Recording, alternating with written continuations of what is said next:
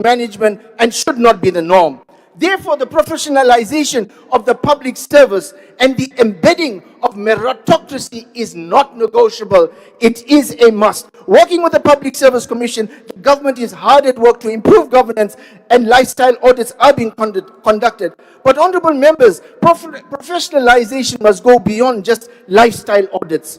We need a self-revolution in all individuals entrusted with the leadership of our people. Many years ago, the father of our nation, Nelson Mandela, made a bold statement arguing that South Africa needed an RDP of the soul. Mandela's call for the RDP of the soul remains relevant today. Such will move us as a country together to understand the urgencies of our people, to understand the dire consequences of actions and inactions. This will guide us to see right from wrong. Most importantly, this will make us understand that we are servants of the people. This requires a commitment from all sectors. Your time is up. Thank you. Thank you, Honorable.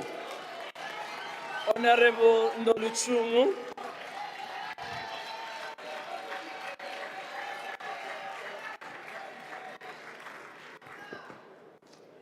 Mandibulise kumongameli Julius Selo Malema nesikhokhelo sombutho we-EFF ojongene nokukhulula ilizwe laseMzantsi Afrika kwezomnotho.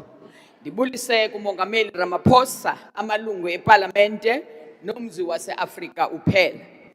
Masibulise kubahlolokazi nabantwana be-mine workers who died in Marikana, whom you, Mr. President, characterized their industrial action for better wage as cowardly criminal, after which they were mowed down like flies by the police. Singalibali intsapho of the almost 6,000 people who were murdered in the country only between July and September in 2025.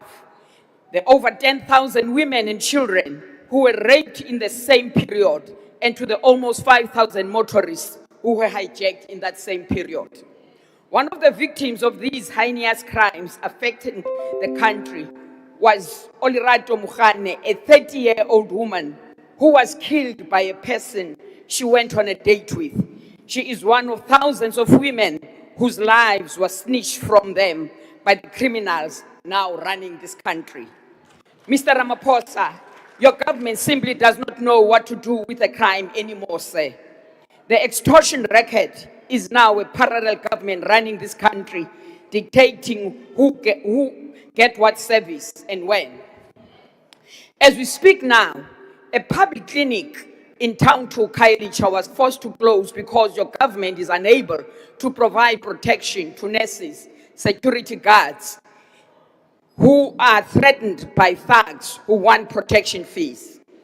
The Cape Flats is a war zone where children as young as 14 carry machine guns, spreading fire and fear among citizens in pursuit of the goals of these protection rackets. Your announcements to deploy soldiers to the Cape Flats is a little too late. It is a demonstration that you have zero confidence in the capacity of the police to fight crime. As demonstrated by the Madlanga Commission and the Ad Hoc Committee, ukhwabliso kwi-South African Police lungapha yokokuqonda, and it requires complete recalibration before it can properly deal with crime. It is for this reason that we in the Economic Freedom Fighters tabled a motion for Parliament to investigate the causes of this terror in the Cape Flats. Awukwazi ukubopha isilonda ubomfu ungabubanglanga. Mr. President, when you took over from President Zuma, you and the clique around you decried 9 wasted years under President Zuma. You launched yourself using the seminal song from our beloved Brachuma Sekela and declared, Tumamina. It has been 8 years, Tumile, awukabuyi nangoku, okomntana ongavumi ukuthunywa. 8 years later, youth unemployment is over 50%. More than 8.2 million South Africans remain unemployed. Where are the 2 million jobs you promised in the SONA of 2019? Under your presidency, the economy has not achieved sustained growth above 3% in any single year. Yours is a continuation of the wasted 9 years under President Zuma. You are not different to him, and you might in fact be worse. More than any other president, You have presided over the most devastating collapse of municipalities in this country. Of the 257 municipalities, only 41 got clean audits from the Auditor General. And this has been a general trend for the past 4 years. It is not just a matter of poor administration and financial record keeping, but also chronic incompetence compounded by corruption. Rural municipalities are unable to even grade rural roads, making commuting a difficult exercise for learners, teachers, nurses who deliver critical service to rural communities. Amahlati, Makana, and Inokumkijima municipalities in the Eastern Cape have been dysfunctional for years, and yet there hasn't been a single intervention to resolve their problems. That is the real state of the nation, President. Your government's chronic incapacity to resolve the most basic service delivery problems. But like the Nero, you are feeding while South Africa is burning. South Africa is not a lost cause. It needs leadership. It needs resolute leadership to restore land back to natives and provide support to natives to utilize the land for productive purposes. It needs leadership with foresight to put an end to gender-based violence, not lamabali usbalisela wona for the past 8 years. It needs resolute leadership to strengthen our state-owned enterprises and repurpose them for intensive state-led infrastructural development programs. We need leadership to expand the higher education sector so that all those children who successfully completed matric are able to get into institution of higher learning. We need leadership to completely eradicate slums to ensure that every single family has a decent roof over their head. You do not possess such leadership, Mr. President, and that leadership can only be found in the economic freedom fighters. We urge all South African youth to register to vote so that we can rid our society of this extreme laziness and Honourable corruption Member, in your time government is up. and introduce a government that will be Honourable responsive to the Minister needs of of our Basic people. Education. Thank you.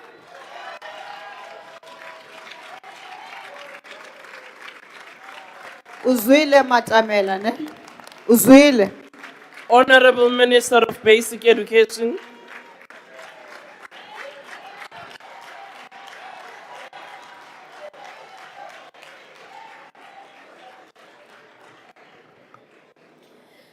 Speaker, last week's SONA reminded us that South Africa has indeed entered a new chapter defined by shared commitment to delivery, to stability, and to progress.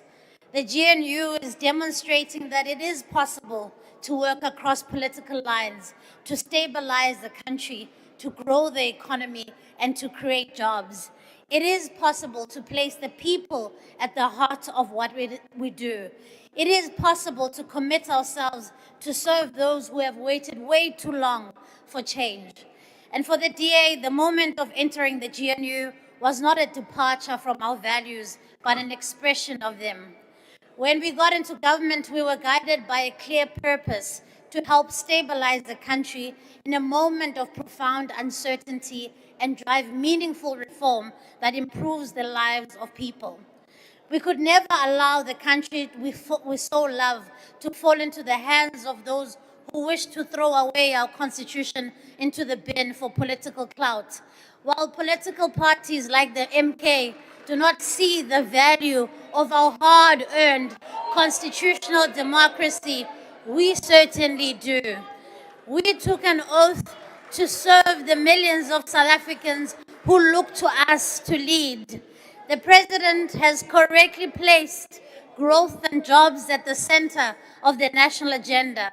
But no country can grow without an education system that works. It is massive, it is complicated, however, it houses one of our most precious assets, our children. Education is where productivity begins. It is where young people gain the skills and the confidence to participate in a growing economy. And that is why we are proud of the highest matric pass rate of 88% that the class of 2025 achieved. And what is most inspiring is that over 60% of our bachelor passes come from no-fee schools. Talent, hard work resides even in the most rural and underserved areas. And since taking office, my focus has been clear: improving foundational literacy and numeracy in South Africa. We know that when we do this, our learners are able to progress through their schooling career with confidence and strong foundations. They'll be able to take on gateway subjects that respond to the needs of our economy. And to achieve this, we've radically turned the education system on its head. We've been unrelenting in investing in early expansion of early child development, strengthening accountability, supporting our teachers, and ensuring that schools are safe spaces for teaching and learning. Last year, we set an ambitious target through the Banapel Miss Registration Drive to register 10,000 ECD centers by December. We reached that target by September and closed the year with 13,000 registered centers. What this means, honorable members, is that over 1.3 million children have access to good nutrition, foundational learning, and safe places. We've set aside 10 billion rand over the next 3 years to support ECD, increasing the subsidy to 24 rand a day. That means in 2025 alone, we added 150,000 children to gain access to this subsidy. South Africa, ladies and honorable members, South Africa is not a poor country. Our children cannot die of hunger, and that is why we're including school nutrition in ECD centers. We will not stop until every child has access to early learning center with a warm meal, with structured lessons and safe environments. In addition, we've established a nearly 500 million rand education outcomes fund to create 100,000 ECD spaces across 3 of our rural provinces: KwaZulu-Natal, the Eastern Cape, and Limpopo, the largest early childhood care education fund of its kind globally. We are determined that a child from Giyani, from Kanyakude, from Elusikisiki must have the same start as a child from Bishop's Court and Sandton. Speaker, tremendous progress is being made even in the harshest fiscal constraints. Years of austerity measures have hamstrung our provincial education departments, but we're working closely with MECs to strengthen delivery in each province. Many of our corporate partners and philanthropic partners have reached out to Singafikeleli Khona. Their generosity and their belief in our strategy has been an investment in libraries, additional classrooms, kitchens, and the like. Umsebenzi wethu mkhulu kwaye udinga abantu abazimiseleyo ukusebenzela abantu beli. Yiyo loo nto sisithi akwaneli nje abantwana bapase umatric, sifuna abafundi bapase kakuhle, bakwazi ukuya kumabanga phezulu ezemfundo, bakwazi ukwenza umahluko kumakhaya abasuka kuwo. The real measure of success in an education system is having strong foundations of learning that leads to young adults who leave school equipped to study further, to train, to build businesses, to participate meaningfully in the economy. If we get the basics right, reading, writing, counting, supported teachers, we will close you, the gap Honorable between Minister. abo bangathathi ntweni nabo Honorable Minister, bafumileyo. your time We is will up. not Thank you. stop until we get it right. Thank you. Hamba.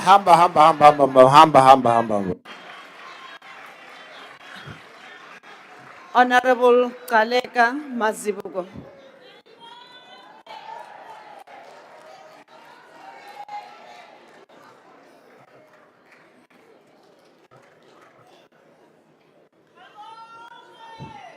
Honorable Chair, because of time constraints, may I please rise on the established protocol. Phakama, South Africa, Phakama. You have done well for yourself. You have stood against oppressive systems like apartheid and spoke for the voiceless. You have saved lives whilst big nations failed to save lives during world pandemic called COVID. You have stood against bullies and made it your business to build better communities. Phakama, South Africa. As our President, His Excellency Mr. Ramaphosa gracefully stated, it is you, South Africa, that is able to remain focused and turn its economy around. To date, we have experienced 4 consecutive quarters of GDP growth. To date, we have achieved 2 consecutive primary budget surplus. In my home village, City Sinemali. To date, our credit rating has improved, and where I live at Johannesburg, its stock exchange is the largest stock exchange on the African continent. And of course, it continues to perform. Phakama, South Africa, Phakama. It is you who has made transformation and non-negotiable. You are building a developmental state that places industrial transformation and redistribution at the center of economic policy planning. You have made it your business to change the life of Tinswalo, Tandi, and Sipho. Not many can state that they want to achieve rapid, inclusive, and sustainable economic growth that aimed at ensuring the promotion of fixed capital investment and industrialization, job creation, transformation, land reform, infrastructure development, structural reforms, transformational change, fiscal sustainability, sustainable use of our national resources and endowment. Phakama, South Africa. You are doing well.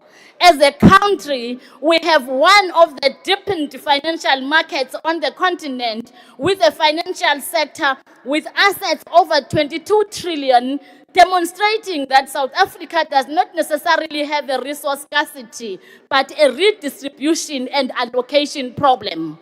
One of the targets of the medium-term development plan to stimulate economic growth is an investment target of 3 trillion, which is 15% of the asset capitalization of our financial sector.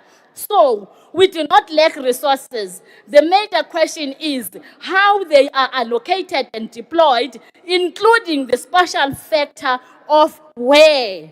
To support our ambitions of increasing the industrialization of our economy, asset allocation in the economy has to support manufacturing and other industrial sectors, as they are a major source of decent jobs creation. We need to recalibrate asset allocation exposure of pension funds and review the prudential limit to increase access to credit.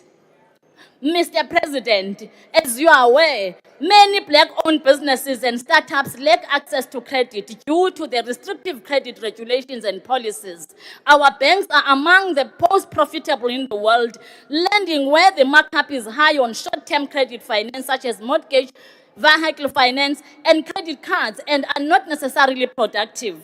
To address this challenge, we must establish accessible standards for cooperative banks, mutual banks, and banks, particularly in the digital age of fintech, including the Post Bank. South Africa, let us welcome the decision by the ANC-led government to prioritize infrastructure development, as reflected by the over 1 trillion allocation in the medium term for infrastructure. To support an increase in infrastructure investment, we should significantly increase the capitalization of the Development Bank of South Africa.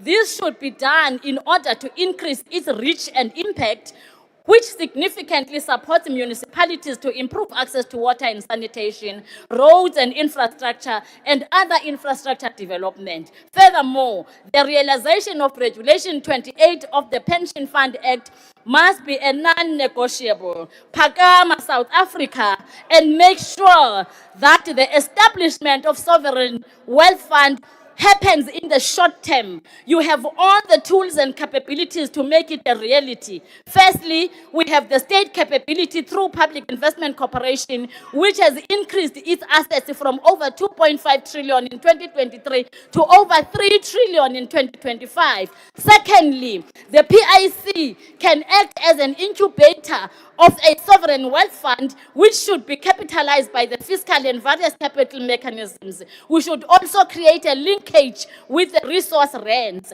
As we rise, we must remember that we have the power to transform South Africa's financial architecture. We have no fear to enter spaces where many fear. We must debate, agree, and change our monetary, fiscally, and credit policy so that they are inclusive and benefit all who live in South Africa. Phakama, South Africa. Unleash the entrepreneurial energy of your people. Support them to compete locally and participate in trade. Break down the barriers and ensure that the people share the wealth of the country. As you rise, rise with your people and leave no one behind. We are South Africa, and South Africa is us. Madam Speaker, South Africa iyabonga kumongameli for his action-driven State of the Nation address. I want to repeat, for his action-driven Members, State let's of the not Nation drown the speaker. address. Culture. Ntolebuwang Amanda. Phakama, South Africa, phakama. Awe mmuso wa Ramaphosa, awe.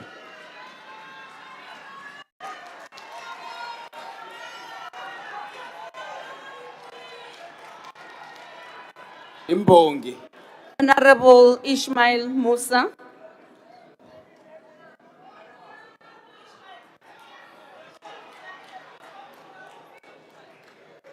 But also, you didn't know you are debating next. You are taking our time. Musa, you chowing our time. Nganekwane. You chowing our time. Honorable Musa. Yeah, we must induct these new members now. You need that?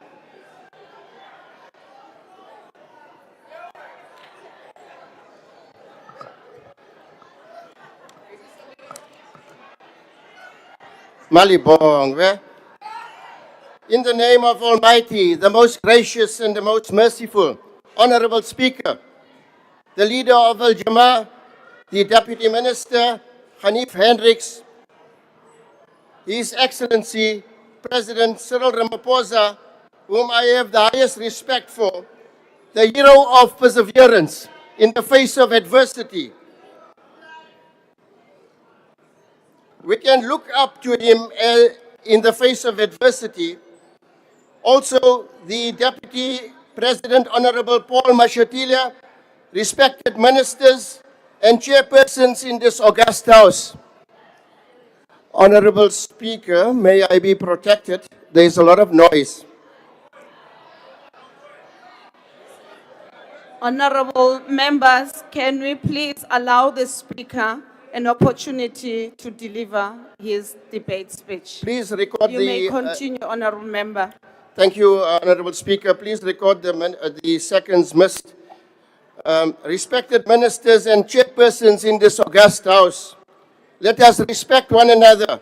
Honorable members, fellow beloved and patriotic South Africans, in the face of adversity, on behalf of Al Jama, I rise today to welcome and acknowledge the President's State of the Nation address. We commend the President for clearly identifying the many complex challenges facing our beloved country, and for courageously presenting solutions and a vision for a South Africa in transition. As Al Jama, our response is clear. Social stability is the bedrock of economic prosperity. Our Honorable President has committed to ending corruption. We must now move rapidly into decisive and immediate action. The urgent dismissal and prosecution of officials implicated in criminal activities is essential and critical. Delays and weak implementation continue to damage public trust and undermine our nation's hope for a better future. To eradicate crime, we must ensure that no state official, including members of the South African Police Service, is complicit in criminal networks. The rule of law must strictly prevail. There is systematic failures and poor governance that continue to hamper the delivery of basic services and necessities, which has been very well identified by our Honorable President. It is a known fact that communities are increasingly losing faith, trust, and confidence due to persistent breakdowns in water supply, housing delivery, electricity provision, sanitation, and prolonged delays in immigration and legal documentation processes. These are not privileges, they are constitutional rights. We commend the President for personally taking leadership of the National Water Crisis Committee. The estimated 400 billion required to address this crisis is substantial, and we look forward to clarity in the budget regarding funding allocation, rollout plans, and firm timelines and deadlines. The people of South Africa deserve immediate, reliable, and uninterrupted access to clean water. Fellow beloved South Africans, we are moving beyond crisis management and into an era of strategic human investment. The basic income grant, if implemented effectively, can serve as a catalyst for sustainable livelihoods. It must empower, uplift, and restore dignity, not merely as a survival mechanism. Al-Jamaa also acknowledges and welcomes the President's unwavering stance in support of the people of Palestine, Western Sahara, and all oppressed nations. We call upon government to take decisive action against South Thank you, Africans Honorable Member. serving. Thank you very much. Okay. Thank you. Honorable Deputy Minister of Electricity.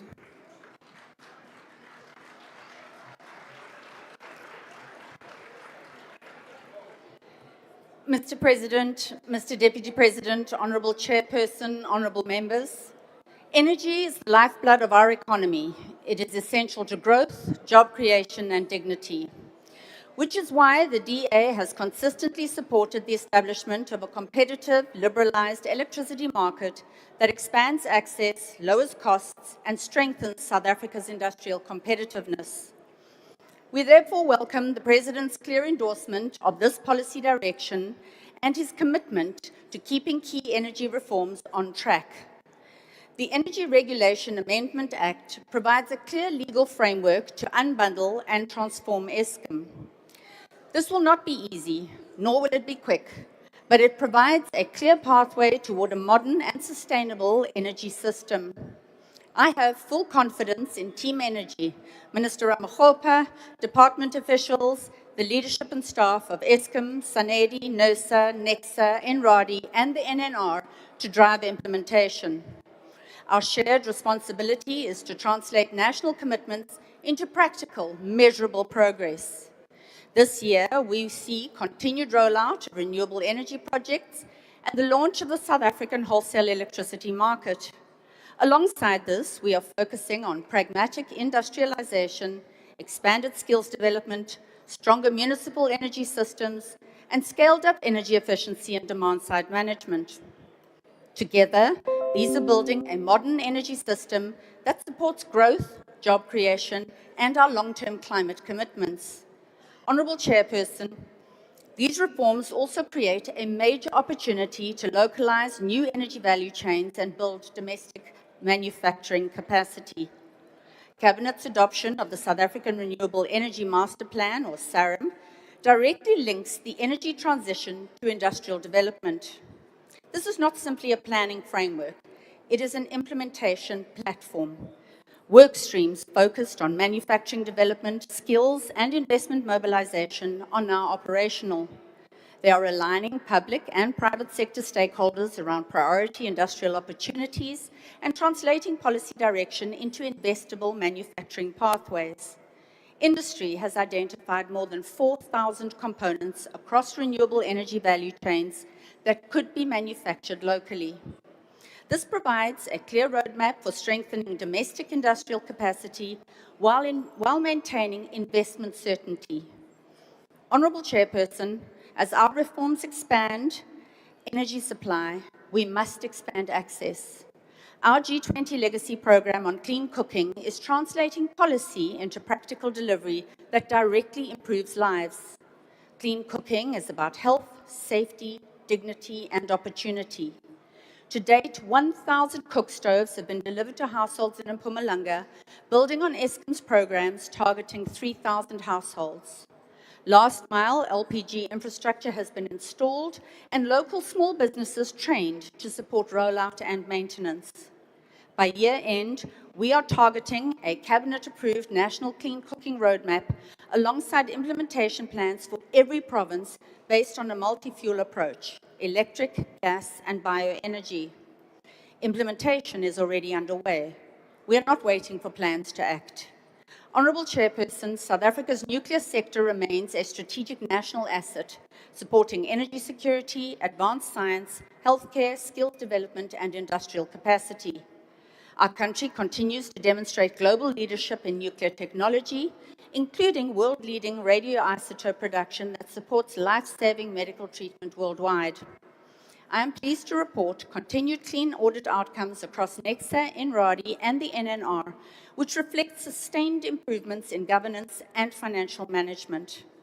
NEXA has returned to profitability and is attracting 1.2 billion rand in investment, not grants, from National Treasury for the new multi-purpose reactor. This will expand isotope production and strengthen South Africa's position in global nuclear medicine supply chains. Together with future nuclear build programs, this positions South Africa to develop a strong pipeline of technical skills and local manufacturing capability able to compete internationally. We have made steady progress, but reform must continue. With commitment, partnership, and sustained implementation, we can build an energy system that supports growth, inclusion, and long-term national capability. So let's get to work. Thank you.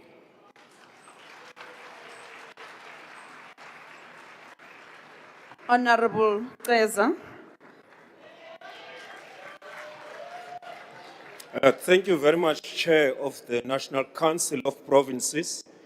Revolutionary greetings to the Commander-in-Chief and President of the Economic Freedom Fighters, Commissar Julius Silo Malema, Commissars and Fighters and Ground Forces of the EFF.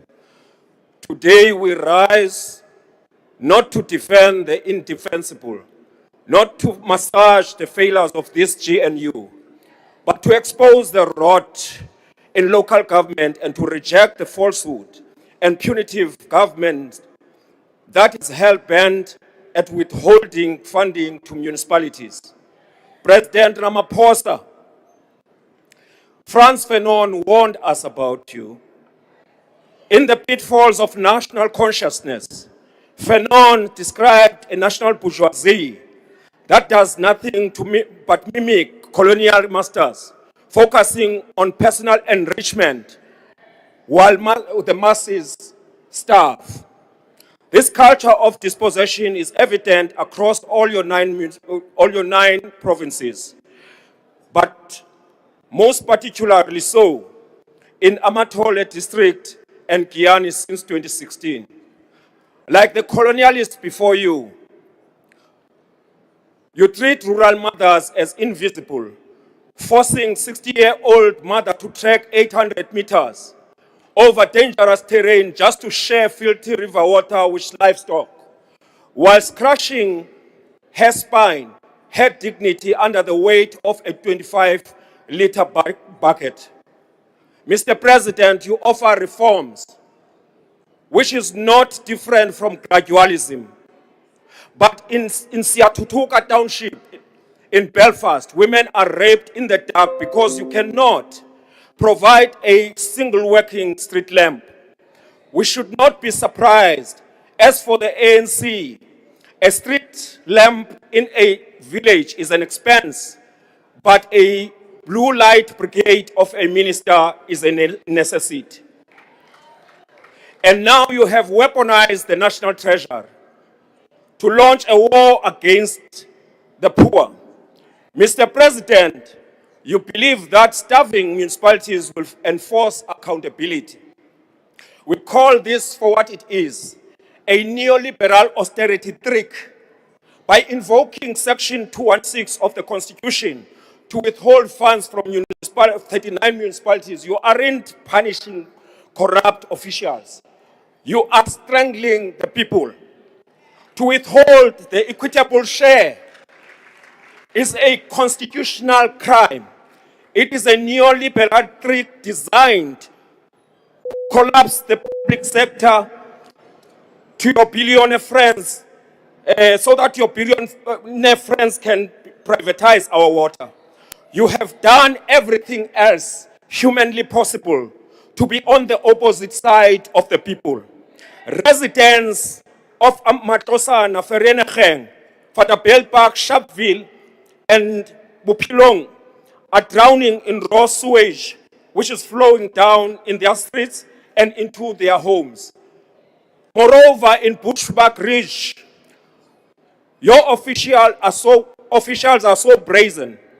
They claimed a 10-year-old leak as flood damage just to loot relief funds, while real families across the country were losing their roofs, their lives, and their livestock to devastating floods.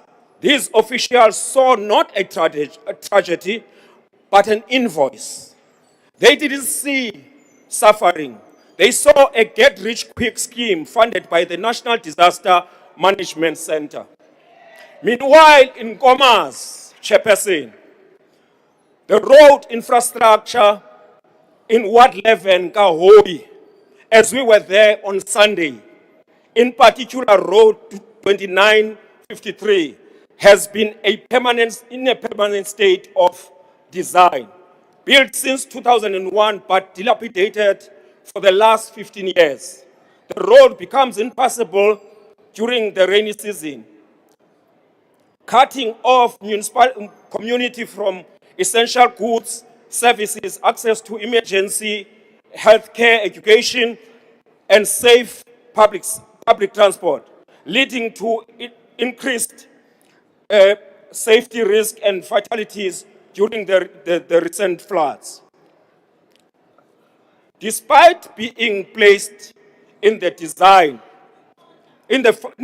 phase for the 2025-2026 provincial budget, Mr. President, we are concerned by the systemic derailment of road infrastructure project.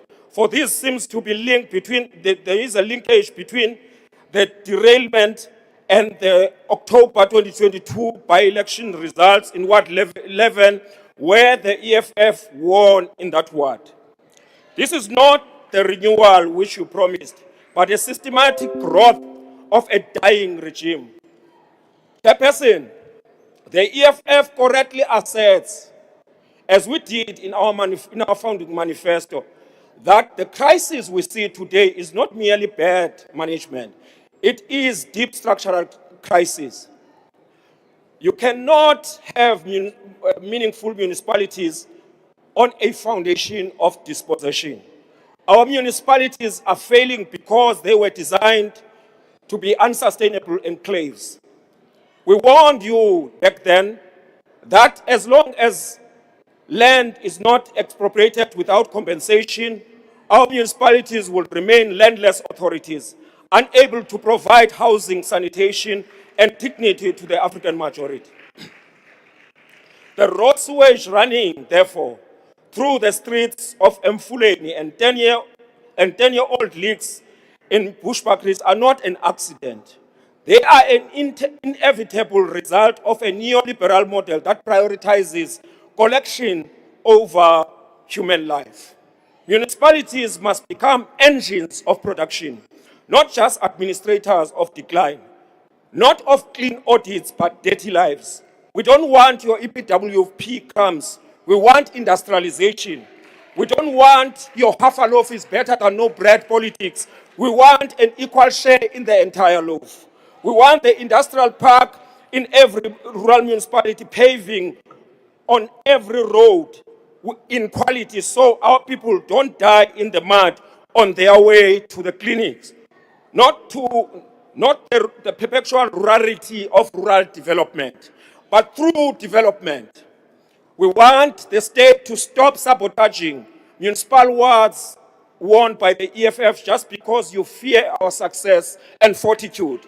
You should win the confidence of the people through persuasion, not by sabotaging their services. Ensure completion of dysfunctional reservoir and severe plans in Emakazin, Govenbeki, and Dr. J.S. Munoka's chronic water shortages. We call on this pretentious GNU to end the boardroom talk shops, pave all internal roads for economic access to clinics, support local cooperatives and small manufacturers through municipal procurement, build resilient houses, and build differently this time, President, that can withstand disasters. Honorable Chair, the solution is not to withhold funds from the people of Makanda and Mafube. The solution is in the 7 non-negotiable pillars of the EFF.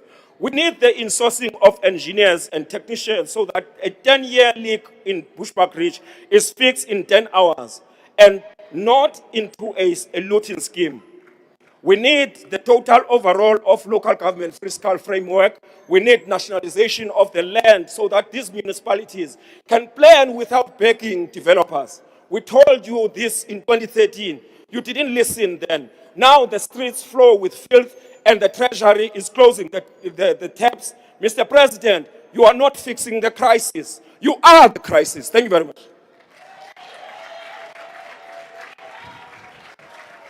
Thank you, Honorable Kaiser. Honorable members, that was his maiden speech in the joint sitting of Parliament. Honorable Hassan.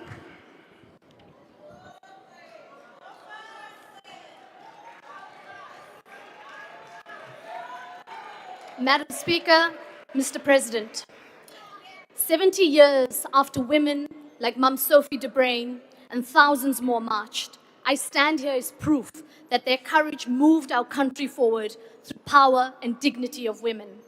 50 years after the youth of 1976, whose courage demanded a better future with opportunity. 30 years into our democracy, I am living proof that a non-racial, non-sexist society is possible, but democracy cannot end at the ballot box. It must reach the mine gate, the factory floor, and the household meter. 10 years after fees must fall, the struggle continues as students at this very moment are fighting for access to institutions of higher learning. And all of these milestones culminate in this particular moment. Our generation must build a united and prosperous South Africa with jobs and opportunities for youth. The President reminded us that our strength lies in our natural endowments, the minerals beneath our soil and the riches of our land. But if we remain trapped in extracting and exporting raw minerals, we are not building a democratic economy. We are managing a colonial one. And as the world shifts to green energy and clean tech, South Africa holds many of the critical minerals needed for this transition, alongside world-class solar and wind resources. And it is not just a statistic. It is a once-in-a-generation opportunity for us to reindustrialize, to add value through beneficiation, and to ensure that communities where mining happens are the first to benefit, not the last to be remembered. President Ramaphosa, you were correct in categorizing mining as a sunrise industry. We possess what the world desperately needs: 88% of global platinum group metals, 70% of chromium, and 32% of manganese. Mining contributes 6% of GDP and employs over 474,000 people and contributes a major portion of our exports. In a town under the shadow of a chrome mine, Nomsa watched trucks leave each day, heavy with ore but light with hope. The wealth beneath their feet left raw and returned as expensive goods that they could barely afford. And then the policy changed. A furnace rose. Chrome became ferrochrome. Ferrochrome became stainless steel. And suddenly, work appeared where there was only waiting. Apprenticeships, workshops, suppliers, paychecks, community ownership models turned Nomsa's mining town into a developmental zone. Her brother became an apprentice. Her mother's spaza shop became a supplier. And at home, holding a stainless steel spoon made from their own ground resources. When Nomsa understood that beneficiation is when a country stops exporting its future and starts building dignity. Our resources must not be put into a system that generates wealth in other countries. That must be the foundation of our developmental economic model. And honorable members, it is the ANC who has worked to seize this opportunity. By modernizing the mining cadastral system, we can unlock 30 billion rand in new investment. We can increase the speed of mining, of licensing and removing corruption and bottlenecks. We can increase funding for geological mapping and exploration and supporting junior miners to expand. We can preserve existing industrial capacity to downstream industries and supporting them. But of course, there is a very important point that must be made on energy. And we appreciate the stabilization that has been brought to Eskom and the hard work. Our energy availability factor has risen to over 65% from an all-time low of 48%. But we must be honest about the next fight, affordability.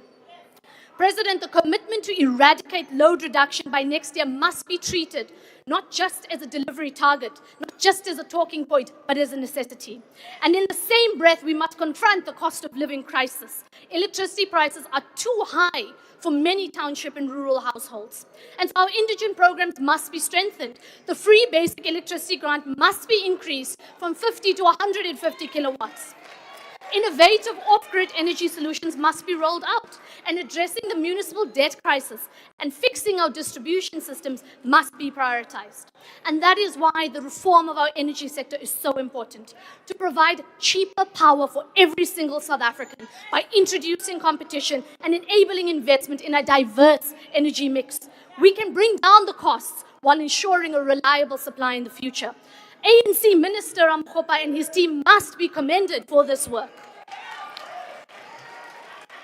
But Madam Speaker, we must also acknowledge the progress on youth.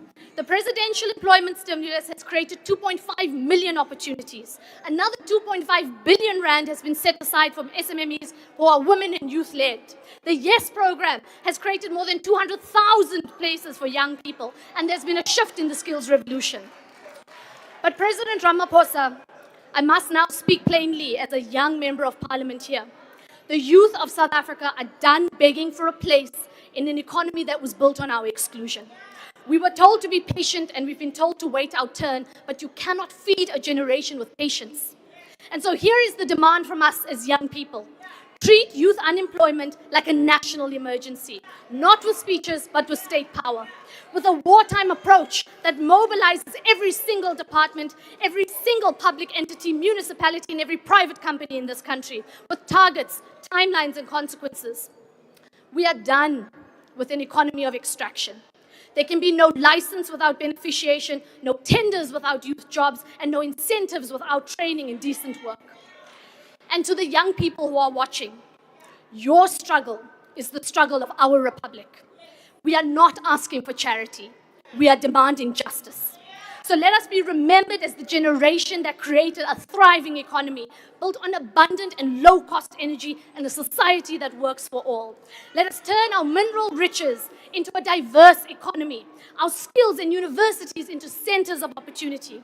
Let us turn our freedom into economic dignity now. I thank you.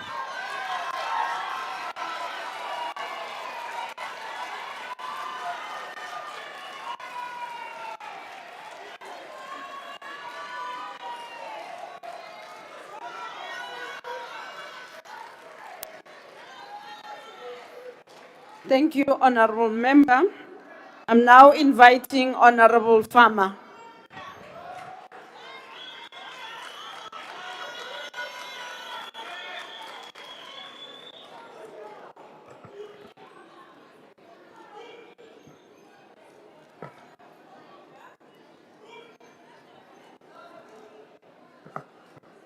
Introduce yourself. Honorable Chairperson, Honorable President, and honorable members, I greet you in the name of Jesus Christ, our Lord and Savior, the God who died for us. on the Order, honorable cross. members, can we allow him to address the House, please? You may proceed, Honorable Farmer. First and foremost, let me thank Parliament that had the audacity to invite Ria Rien to do the praise singing for us at the sauna. It was really appreciated.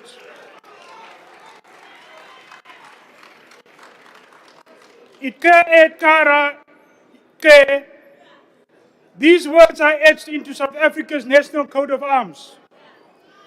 They are written in the Kam language of the San people, and they mean diverse people unite. Yet while these words represent the soul of our nation, the people who spoke them, the first inhabitants of this land, remain among the most marginalized. Today we speak about the Ku and the San.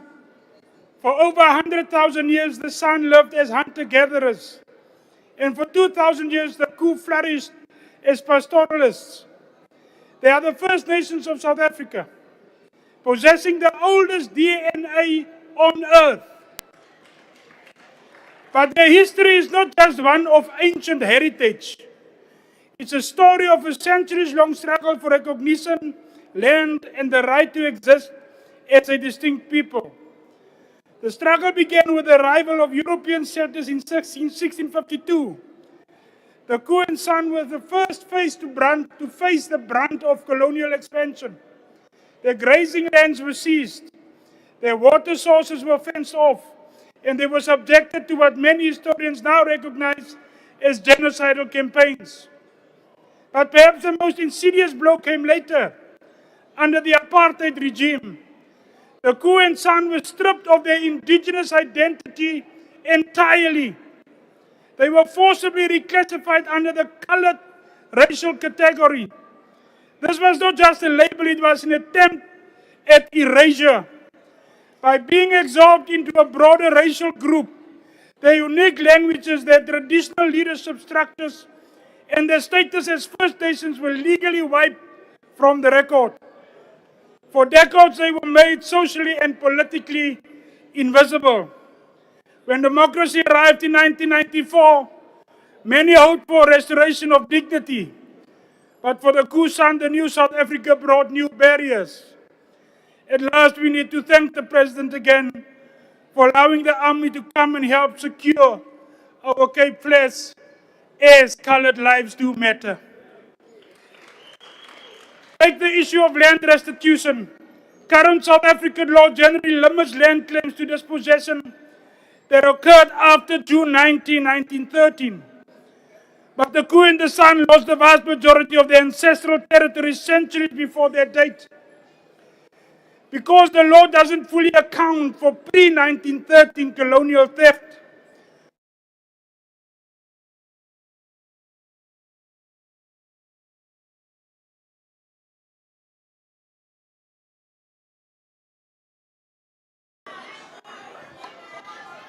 Order, honourable many members. communities. Can we allow Honourable Frama to proceed with his speech? Because the law doesn't fully account for pre-1913 colonial theft, many communities remained landless in the very places where their ancestors' rock art still marks the caves. Then there is the struggle for legal recognition. While the 96 Constitution protects indigenous languages, the 11 official languages initially recognized were all Bantu or European. Ku and San languages like the Nu or Kukuhuap were relegated to a subclause, and many are now on the brink of extinction. Without official status, these languages cannot be taught effectively in school, further severing the umbilical cord between the youth and the heritage. The struggle continues in our courtrooms today. In recent years, the Traditional and Khoisan Leadership Act attempted to finally recognize Ku San leaders. However, it has faced massive legal challenges because many activists feel it still doesn't go far enough in granting true autonomy over land and resources. In places like the Kalahari, communities like the Komani San fight for access to basic water and sanitation on the very lands they want back in land claims. They face a double-edged sword. They are celebrated as tourist icons for their traditional knowledge of trekking and medicine, yet they often live in deep poverty, marginalized from the modern economy. Yet we see incredible resilience.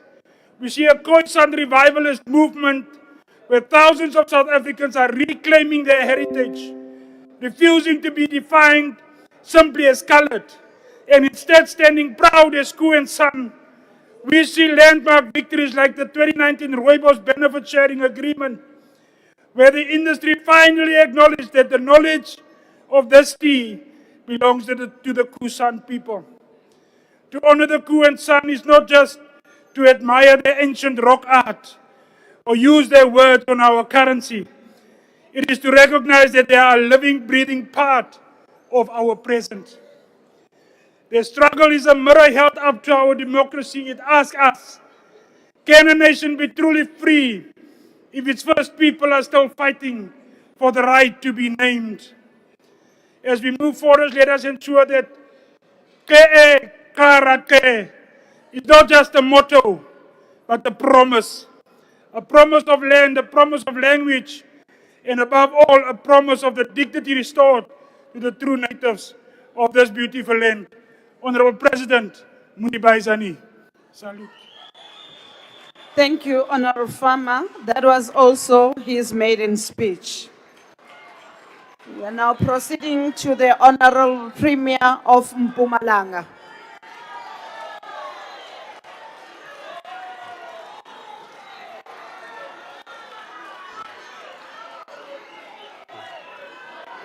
Speaker of the National Assembly, Honorable Toko Didiza, Chairperson of the NSOP, Honorable Refilwe Tswenitsipana, Honorable President Cyril Ramaphosa, Deputy President Paul Mashatile, Honorable Members, Honorable President, in times of uncertainty and challenge, leadership is defined by the willingness to lead from the front. Such leadership provides stability, serves as an anchor for the collective, and fosters confidence, loyalty, and pride among the people. We therefore welcome your decision to lead from the front in addressing the country's water challenges. Our people have responded positively to this decisive leadership and draw reassurance from your direct engagement, which reinforces their confidence in government and its commitment to service delivery. We saw you, Honorable President, in the provinces of Limpopo and Mpumalanga, when our communities were plagued into sorrow and despair as a result of heavy rains and devastating floods. Even in those difficult moments, you led from the front, standing shoulder to shoulder with affected families. In Mpumalanga, the torrential downpours resulted in the tragic loss of 20 lives, the displacement of many families, widespread damage to infrastructure. We extend our deepest and most heartfelt condolences to the bereaved families. We further wish to express our sincere appreciation for the swift support and decisive intervention by the Honorable President. Our provincial government reprioritized 288 million rand to repair the disaster damages. We also appreciate the reprioritization of 100 million rand by the Department of Cooperative Governance and Traditional Affairs and the Department of Human Settlement at 50 million rand each. The spirit of cooperative governance between the different spheres of government is a living and practical expression of our constitutional commitment to work together in the best interests of the people of South Africa. Honorable President, we accept your call and join you in honoring and saluting the brave women of 1956. Izimbokodo. who stood firm and fought for the total emancipation and the freedom of our people in South Africa. Honorable President, as a champion of gender transformation, you have set the standard for inclusive and progressive leadership in our country. We have taken a cue from your example. Our Director General is a woman, and more than 50% of top-level managers are women. Kama lamakhosikazi malibongwe. According to the Oxfam report, 89.8% of Mpumalanga's population depends on the public health system.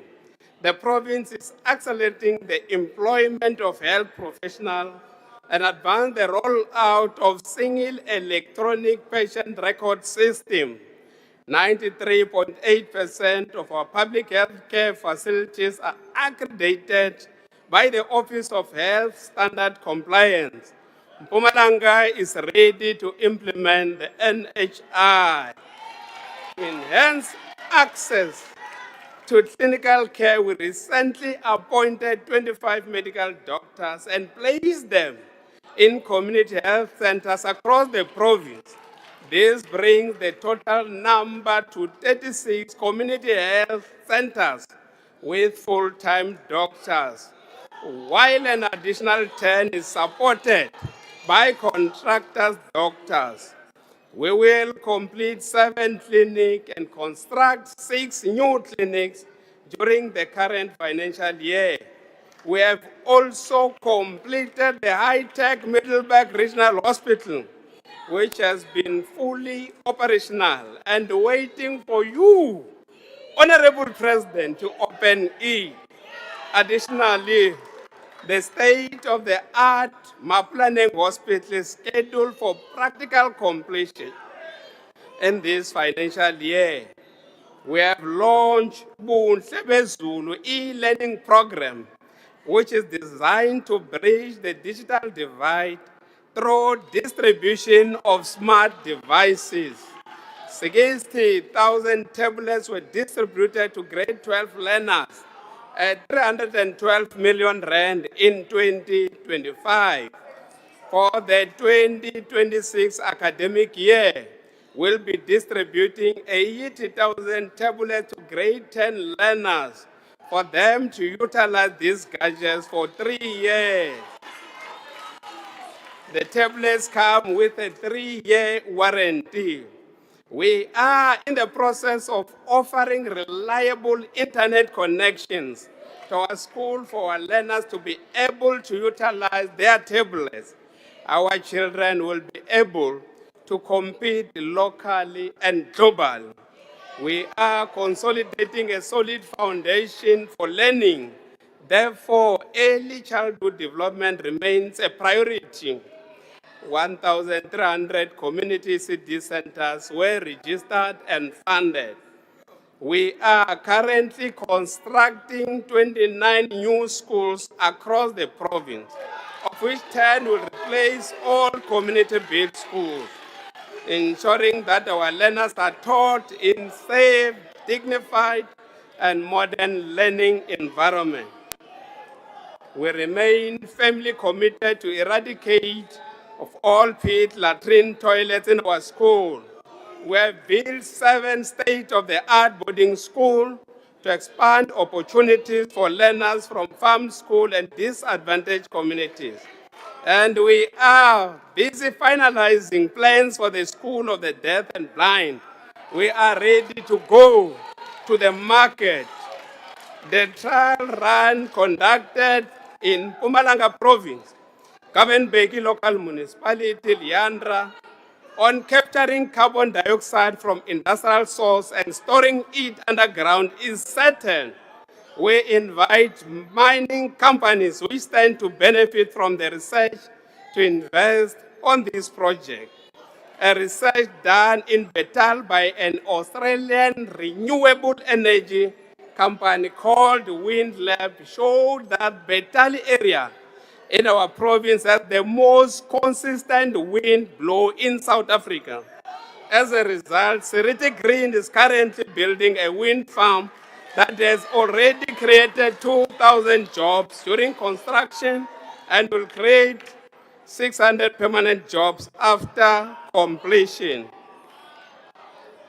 We'll soon be signing a memorandum of understanding with the University of Mpumalanga to be a co-partner on the recently signed agreement between the university and Iron Province in South China to pilot the large-scale production of hybrid rice in Mpumalanga, which is estimated to create over 380,000 jobs and contribute approximately 4.32 billion rand annually to the provincial economy. Honorable President, indeed, your comprehensive and compelling State of the Nation address drew wide attention across political and policy spectrum.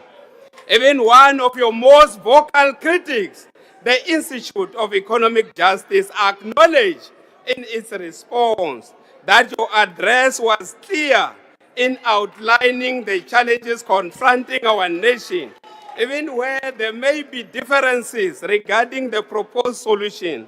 The recognition affirms that the issues facing our country were articulated with honesty and Honorable clarity. Premier, your time Honorable is up. President, we thank you for your continued commitment to serving the people of South Africa.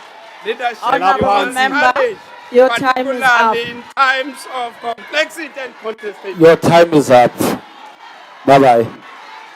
I-R36 yona ayancancazela MKP ayancancazela. You wish, Baba, you wish. We are not easily intimidated, Chief. Water, they are crying. Thank you, honorable members. Ube khuluma Honorable ngane bani lo members, muntu lo? business Ngane will bani now be yodwa? suspended for 15 minutes for a The comfort Palisang break. water, they are That was crying. rung to alert members to the resumption of the House. The business is now suspended.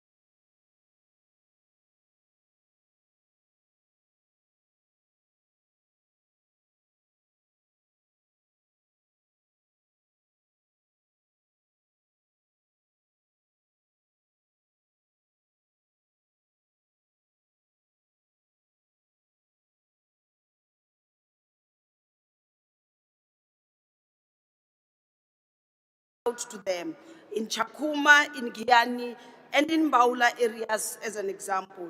Indeed, like the true father you are, you went back noting that the devastation you witnessed was beyond comprehension, requiring more money, dedication, and immediate action to help those trapped as well as rebuilding people's lives.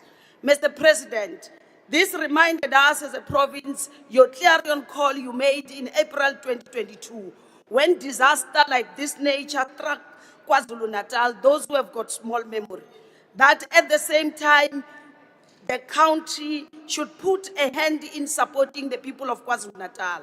As a province, at the time, we were in the process of establishing our search and rescue emergency services unit, which we sent to assist the people of KwaZulu-Natal.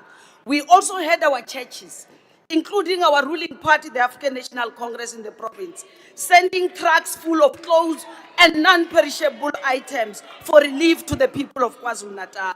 We responded to your clarion call. Today, that expertise, that experience has come in handy so that as a province, we were able to avert the worst loss of lives except the 27. May their soul rest in peace, which we were not able to save. Indeed, one life is too many.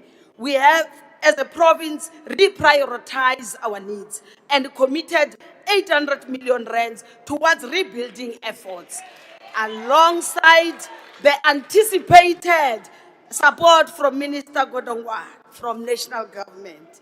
We recognize that the journey requires more than just physical reconstruction. It demands community healing. It demands restoration of hope. Limpopo lies in ruins, but we shall build the walls. We shall restore the dignity. As we reflect upon the key priorities outlined in the medium-term development plan, our inclusive growth, reducing poverty, and curbing high cost of living, rebuilding an ethical and capable developmental state, we are pleased to affirm our alignment with your bold vision, Mr. President. We are witnessing a positive economic look in our country.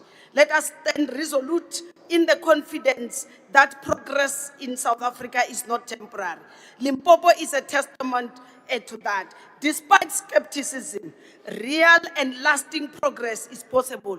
Honorable demand, let me remind you of the latest income and expenditure survey, which showed that poverty in Limpopo is declining from 66% to 47.6%. A leading reduction national.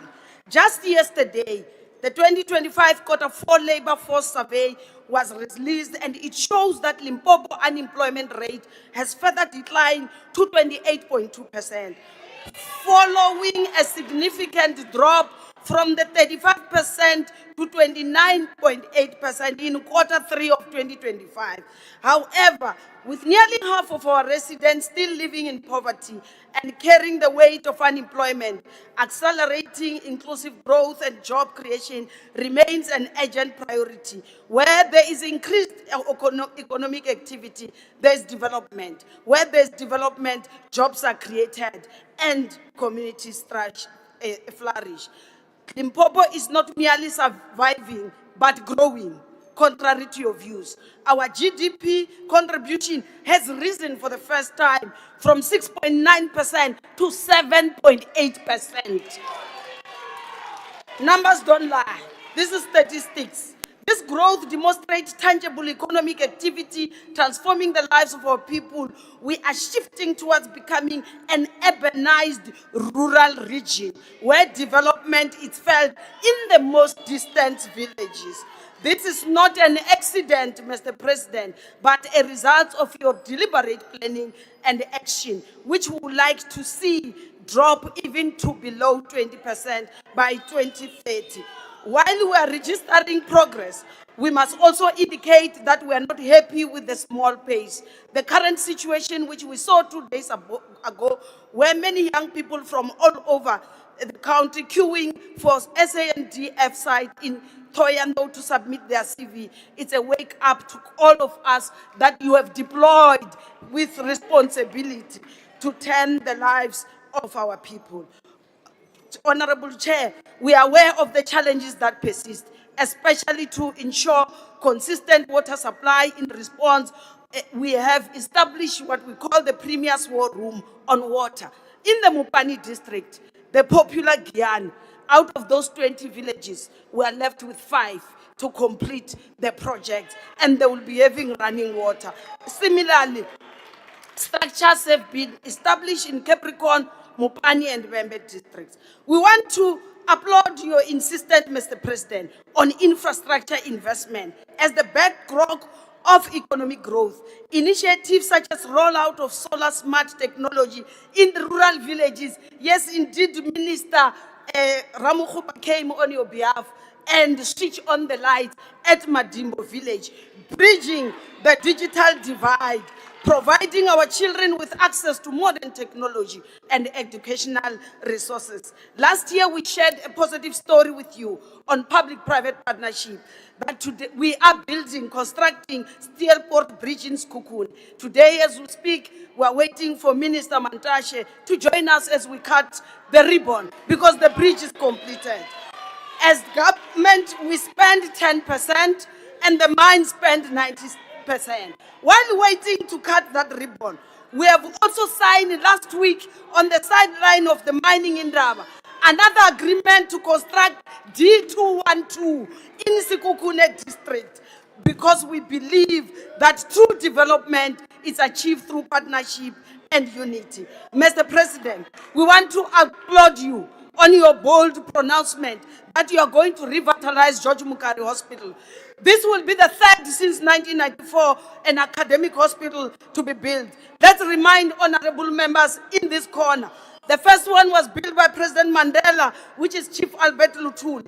The second one, which is at 40% completion, is the one that you pronounce in this August House, which is Limpopo Academic Hospital, built by you. The third one will also be built by you. It will happen because you are not a man of promises, but a man of commitments, and you deliver on your commitments. Mr. President, when we established the medical school at the University of Limpopo some few years ago, many people says of our dead body, I'm surprised they are still breathing oxygen. Why are they not dead? It was meant to bring a pool of specialists, surgeons, to get back to the province. I must tell you, Mr. President, they are back in the province. Just 2 weeks ago, we delivered 2 conjoined twins. Prof. Chiflaro, a first black pediatric surgeon, he's leading the team. We are going to write history under your leadership when the conjoined twins will be separated in a rural hospital called Limpopo under your leadership. Miloro yabo iyawedza singo. So, Mr. President, we also would want to commend you for your unwavering commitment Honorable on the Premier, Limpopo your time is Gauteng now expired. Thank you. high-speed rail project. Tama hands.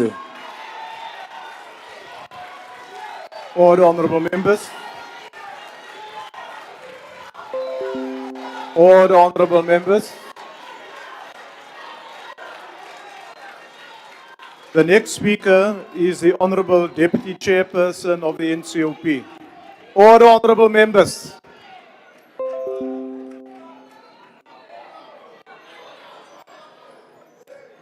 Thank you very much, Honorable House Chair. Honorable President, Honorable Deputy President, Honorable Speaker of the National Assembly, Honorable Chairperson of the NCOP, Honorable V.F. Slovisa, the President of the Inkatha Freedom Party, fellow South Africans. The state of the nation invites us, Mr. President, not only to reflect on the state of the nation, but to examine whether government action is keeping pace with the expectations of the people we represent. Our responsibility is thus etched in our ability to ensure practical changes in the lived realities of all South Africans. Whilst we recognize the developmental progress recorded as a result of the Government of National Unity's governance structure, we must also recognize the real struggles of ordinary people. Honorable House Chair, our continued struggle is the slow implementation of sound policies that government proposes but fails to implement effectively and timeously. The National Planning Commission's continued analysis states that several challenges still pose a risk to the prospects of a viable functioning state. These include the weakening of government and key institutional structures, the public service performance, and the erosion of confidence and trust across society. Political leadership needs to focus on the issues raised by the NDP in a sustained and targeted manner. The NCOP has a critical role to play in addressing these challenges. The NCOP will therefore advance the implementation of plans as pronounced in this President's State of the Nation address by addressing three-sphere planning weaknesses and disjunctures and focusing on advancing the transformation priorities of provinces, metros, and districts. Yesterday, I was pleased, Mr. President, to hear the Honorable Mama Bolo acknowledging the importance of the three-sphere planning. I wish to encourage all provinces to recognize the value of three-sphere planning in order to achieve the objectives of a developmental state. Mr. President, the IFP will ensure that the NCOP plays an effective role in overseeing the implementation of plans announced in your 2026 State of the Nation address. Honorable House Chairperson, as we reflect on the challenges facing our nation, we must focus on how to ensure the national priorities are effectively cascaded to provincial, district, and local municipalities. We must also reflect on whether our plans reach the constituencies and communities with sufficient speed and consistency. From this perspective, the State of the Nation address must not be defined as a policy ambition alone. It must be defined by whether a household receives water, whether a young person can find work without leaving their province. In regard to taking positive steps to course correct, we congratulate the Minister of Kokta on reviewing the white paper of the local government framework. The outcomes of the review process will go beyond administrative adjustments and confront difficult questions about institutional capability. The review of this address will have long-standing challenges at the coalface of service delivery. Mr. President, the intensified focus on organized crime and gang violence is welcomed. I must sadly say, Honorable President, soon after we concluded our sitting here last night, 3 people were shot and killed at Athlone here in Cape Town. And one of them was a 9-month-old baby, and the 2 others were women. This is a sad reality in our country. This needs to stop. Communities across all provinces are anxiously looking forward to the outcomes of the Madlanga Commission. Citizens expect swift and decisive action towards strengthening the weaknesses in the criminal justice system. Young people are not only unemployed, many feel excluded from the economic future being discussed at national level. Skills development must respond to local labor markets. Through inclusive economic development as a unifying goal, we as South Africans will begin to shake off the shackles of poverty. Honorable President, we acknowledge the focus on greater border management. The years of porous borders has caused a threat to our local economy, in which illegal and undocumented foreigners are unjustly benefiting from the limited opportunities that we have. Honorable President, I acknowledge your pronouncement on infrastructure prioritization, which raises expectations of ending poverty, unemployment, and inequality. Public confidence depends not only on plans announced, but on projects that are completed.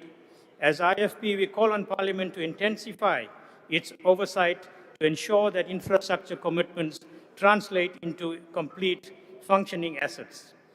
Honorable members, the Government of National Unity offers an opportunity for cooperative governance, and cooperation must be seen to yield positive outcomes. As IFP, we stand... Honorable Deputy Chairperson of the NCOP. I now invite the Honorable Premier of the Western Cape.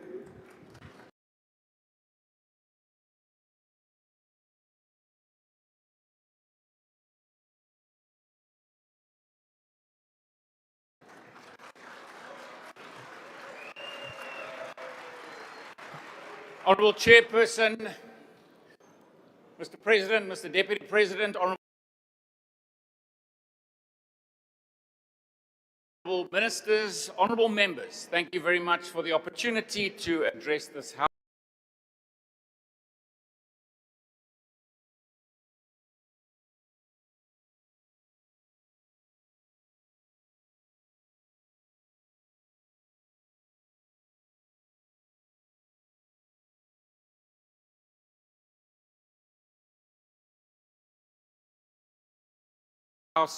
On the President's opening or State of the Nation address.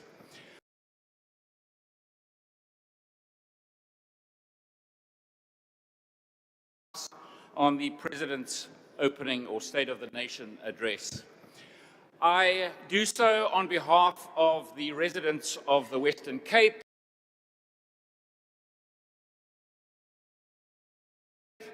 and one would think that I would speak about jobs. Basically following the Quarter Labour Force survey, where the Western Cape now has an unemployment rate of just on 18%, the lowest by far in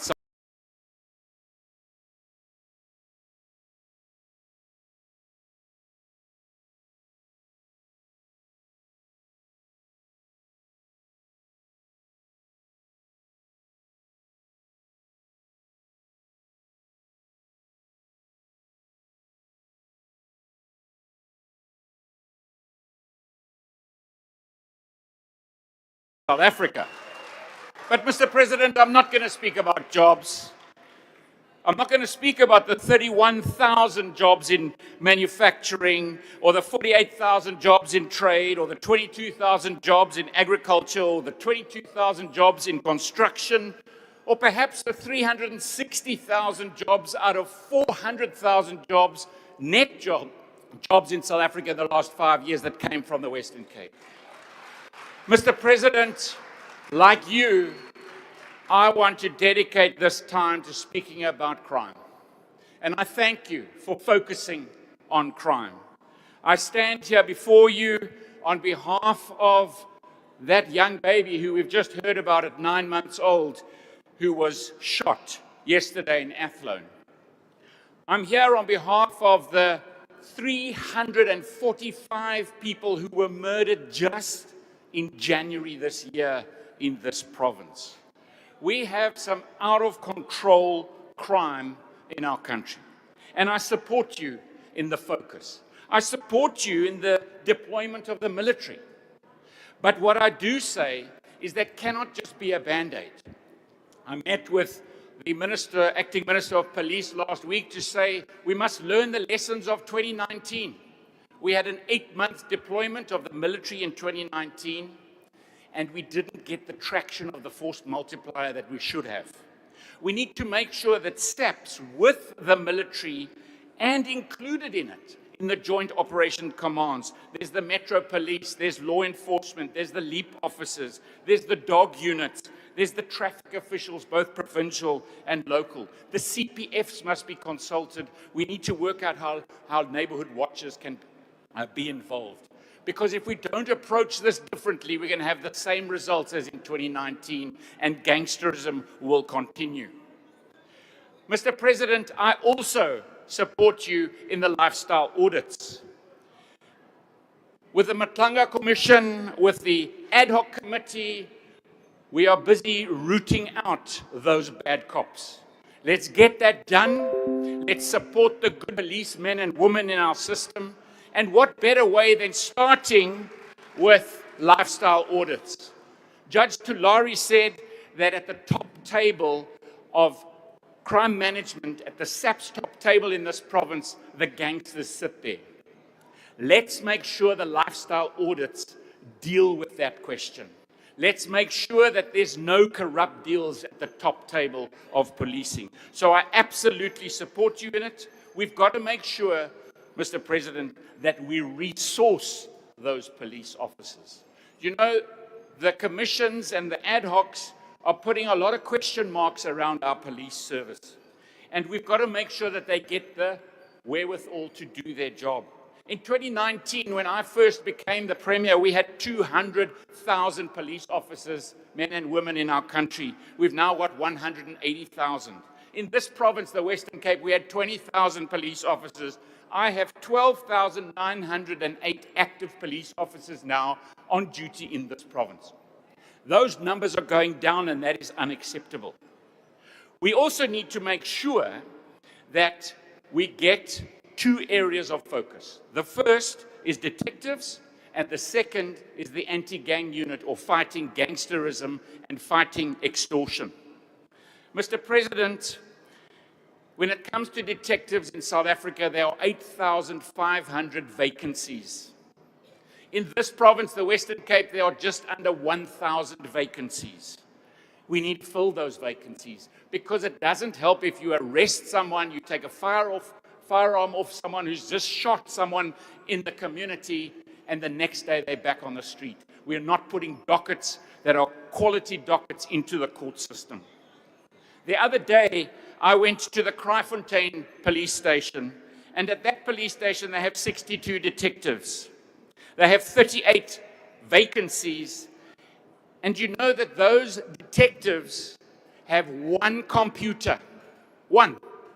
That's in the captain's office. The captain prints out the email and hands it to them by hand. They have no cell phones, not one. In Khayelitsha, it's not much different, except they have 5 cell phones amongst 92 detectives. This cannot be how we resource our officers, enabling them to do their job. The same thing in Mitchell's Plain, Mr. President, and you know the scary part about Mitchell's Plain is that's a presidential designated gang police station that needs to be extra resourced. The gang stations that you have designated, you have now got 1 colonel and 3 captains when there should be 4 colonels and 8 captains. That's just in the management. That's let alone the vacancies and the detectives there. They have only 28 detectives. They don't have the wherewithal to do their job. Now, that is where we as a province and a city have said, we will help. Let us help. I've got a document here for the Minister, Acting Minister of Police, that is going to enable us to help to add. In this government of national unity, we are putting our hand up to say, we will help. Let us make sure we resource these people. But what I want to say lastly, Mr. President, and you know, Mr. President, you said it is time to be bold. So I want to talk about the budget for police. This is Vote 28, page 527 of the budget book. And in that budget, it says that VIP security is 4.264 billion rand. 4.2 billion rand, Mr. President. Do you know how long it takes to count to 4.2 billion? 133 years. But at the same time, you can't find a line item for the anti-gang unit. There's no budget line item for the anti-gang unit. But a question to Parliament saying, what kind of resources does the anti-gang unit have? In the 23-24 year, it was 34 million. Not even 1% of the VIP security budget. Not even 1%. In the last 5 years, the anti-gang unit's operational budget or operational costs have been, in 1920, 12 million. In 2020-21, 22 million. The next year, 24 million. The next year, 28 million. And in 23-24, 34 million. Together, that's 130 million rand as opposed to 4.2 billion rand. Here's a bold choice, Mr. President. Why don't you swap the two budgets around? Give the budget that protects the politicians to protecting the people. And give the budget that you allocate to fighting gangs and extortion, give that budget to VIP security. That would be a bold move. Let's protect the people. Let's not protect the politicians. I thank you. Thank you, Honorable Premier. Kwathula tu uthethile ubhasi. Order, honorable members. Order. The next speaker is the Honorable Ndlela.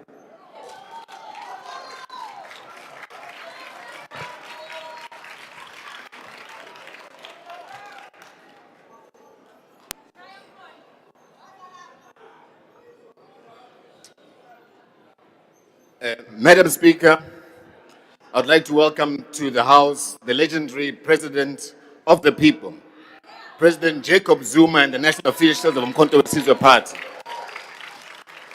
And the President of the Republic, Mr. Ramaphosa, stood before the nation to deliver his so-called State of the Nation address. South Africans expected leadership. What we received instead was a tired recital of neoliberal cliches, an empty hymn to markets, rating agencies for global approval. This was not the State of the Nation address. This was the state of the neoliberal agenda. Mr. President, you spoke of progress while the country burns with unemployment. You spoke of reform while poverty tightens its grip. You spoke of renewal while inequality has become a permanent scar on the face of our people. The people are not fooled. Let us begin with the foundation of democracy itself. The 2024 elections were deeply contested. And millions of South Africans, of course, believe Umkhonto weSizwe was robbed of this election. They were robbed of their rightful mandate. We will not be gaslit. We will not be silenced. The will of the people is sacred, and no administrative manipulation or institutional bias of the elite pact will bury the truth. The fact is, the elections were rigged. And then came this so-called GNU. Remember, we referred to, by the way, the ANC of Ramaphosa. We should call this the GNU of you. A coalition not of conscience, but of convenience. A grand boardroom merger of political elites to just the privileged. A cult of white monopoly capital. A celebration of Roman Dutch law, legal orthodoxy, while African majority remain landless. Can you resume your seat, please? There's a point of order there. Can you take your seat? Mr. Ndlela? Not can you take your seat. Please, honorable member, take your seat. Not can you take your seat. What are you writing on? Can Honorable Ndlela please tell us about the president of his party and the Epstein files while he's debating? That's not a point of order. That's not a point of order. Resume your seat, Mr. Ndlela. Point of order, Let him Chair. explain what is the meaning of Ndlela. Chair. These are the kind of discussions that they have when they're having meetings. That's why this country is the way. Order, Chair. Chair. Point of order. Mr. Ndlela, resume your seat, please. There's a point of order there. Thank you very much, Honorable House Chair. Mr. Ndlela is misleading the House. He has come here and told us that it is a fact that the elections was rigged. They tried, they failed, the elections were free and fair. He must withdraw that statement. Honorable member, that's a point for discussion. No, fact I think can't your be members can discussion. be able to rebut that. Over to you, Mr. The meaning of fact. Imali ye-COVID iphi? I'm saying they celebrate Roman Dutch law, orthodoxy, while African majority remain landless. You celebrate the constitution of 30 years, rooted in Roman Dutch law, as if it fell from heaven. But we ask, where is the African soul in it? Where is the restorative justice of the land that was stolen? Where is the living authority of the kings and queens and the chiefs who governed this land long before the borders were drawn? This restoration of traditional leadership is not ceremonial, it is revolutionary. Empowered kings, queens, and amakhosi are custodians of land and identity. Their restoration to meaningful authority is the pathway to securing land back for black people through not speeches, but through power. You speak of accountability, Mr. President. Then let us begin at the top of the judiciary. We demand lifestyle audits for judges. Transparency cannot stop at politicians. If corruption is to be uprooted, no sacred cows must remain. Not in the executive, not in parliament, and certainly not in the bench. You speak of opportunity while young people sit idle in townships and villages. Unemployment has become structure. Poverty has become inheritance of the black child. Inequality has become normalized. As MK Party, we say free, decolonized higher education must be a non-negotiable. It is a non-negotiable right. Not a slogan of every recycled February sauna. You cannot speak of economic reform while education remains commodified. We further say, introduce structural national conscription, not necessarily for militarization, but for the nation building, and that's what is important. Let our youth serve in infrastructure brigades, water restoration programs, agricultural development, and community safety initiatives. Build true discipline. Let's build true skills. Let's build true identity. And let's build true unity. On water and electricity, the basics of civilization, your government has failed, and failed spectacularly so. Communities queue at water tankers like refugees on their own land. Electricity is either unaffordable or unavailable. Years of promises, endless task teams, no consequence. A capable state, Mr. President, does not beg private sector or private monopolies to do its work. A sovereign state builds, owns, controls strategic infrastructure. And let us speak frankly about immigration. South Africans are not xenophobic. They are desperate and sick and tired.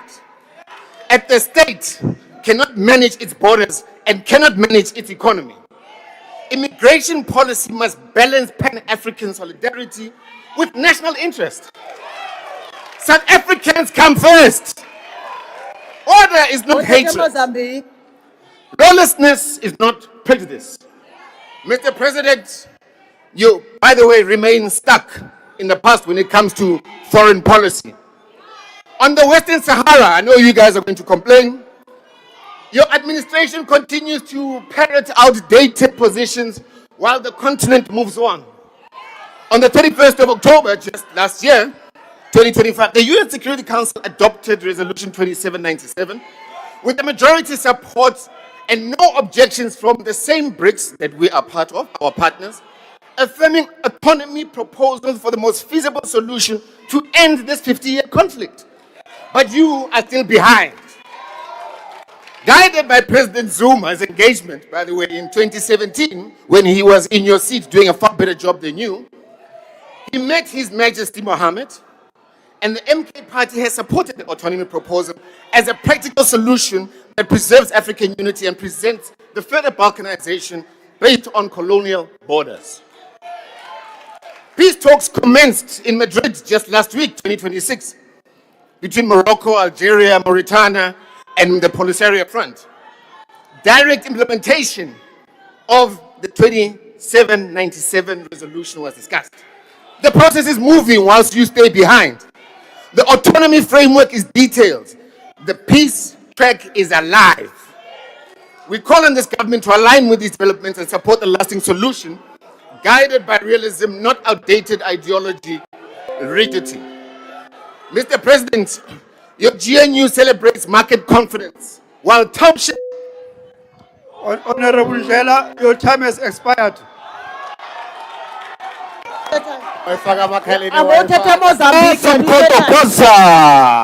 Why you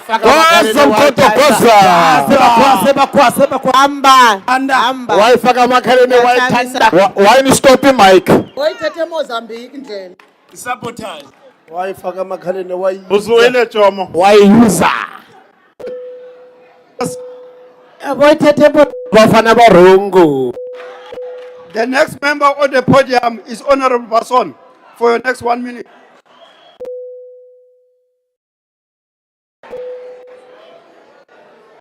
Mr. President, Our fire I truck. never fully understood the slogan on a black shirt until I went to the ground and witnessed the senseless killings of hundreds of colored people.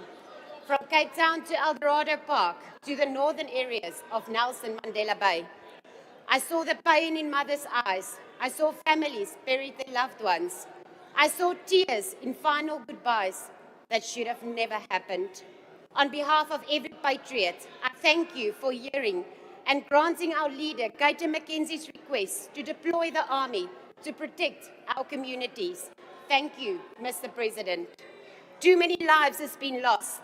Too many families has suffered. Today, the slogan carries true meaning. Colored lives do matter. I thank you, sir.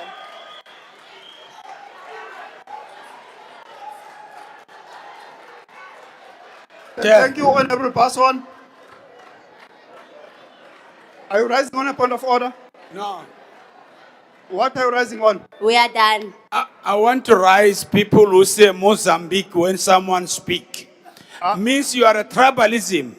You never talk about Lesotho. You never talk about Swaziland. You never talk about Zimbabwe. You are a tribalism. Yes, they are tribalism. Why are you crying? Mwana wetsa.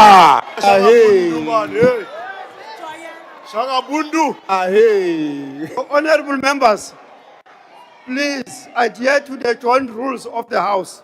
You can only rise on a point of order. You can only rise on a point of order. Please don't do what Do it on the opposite The as next well. member on the platform is Honorable Mpiti.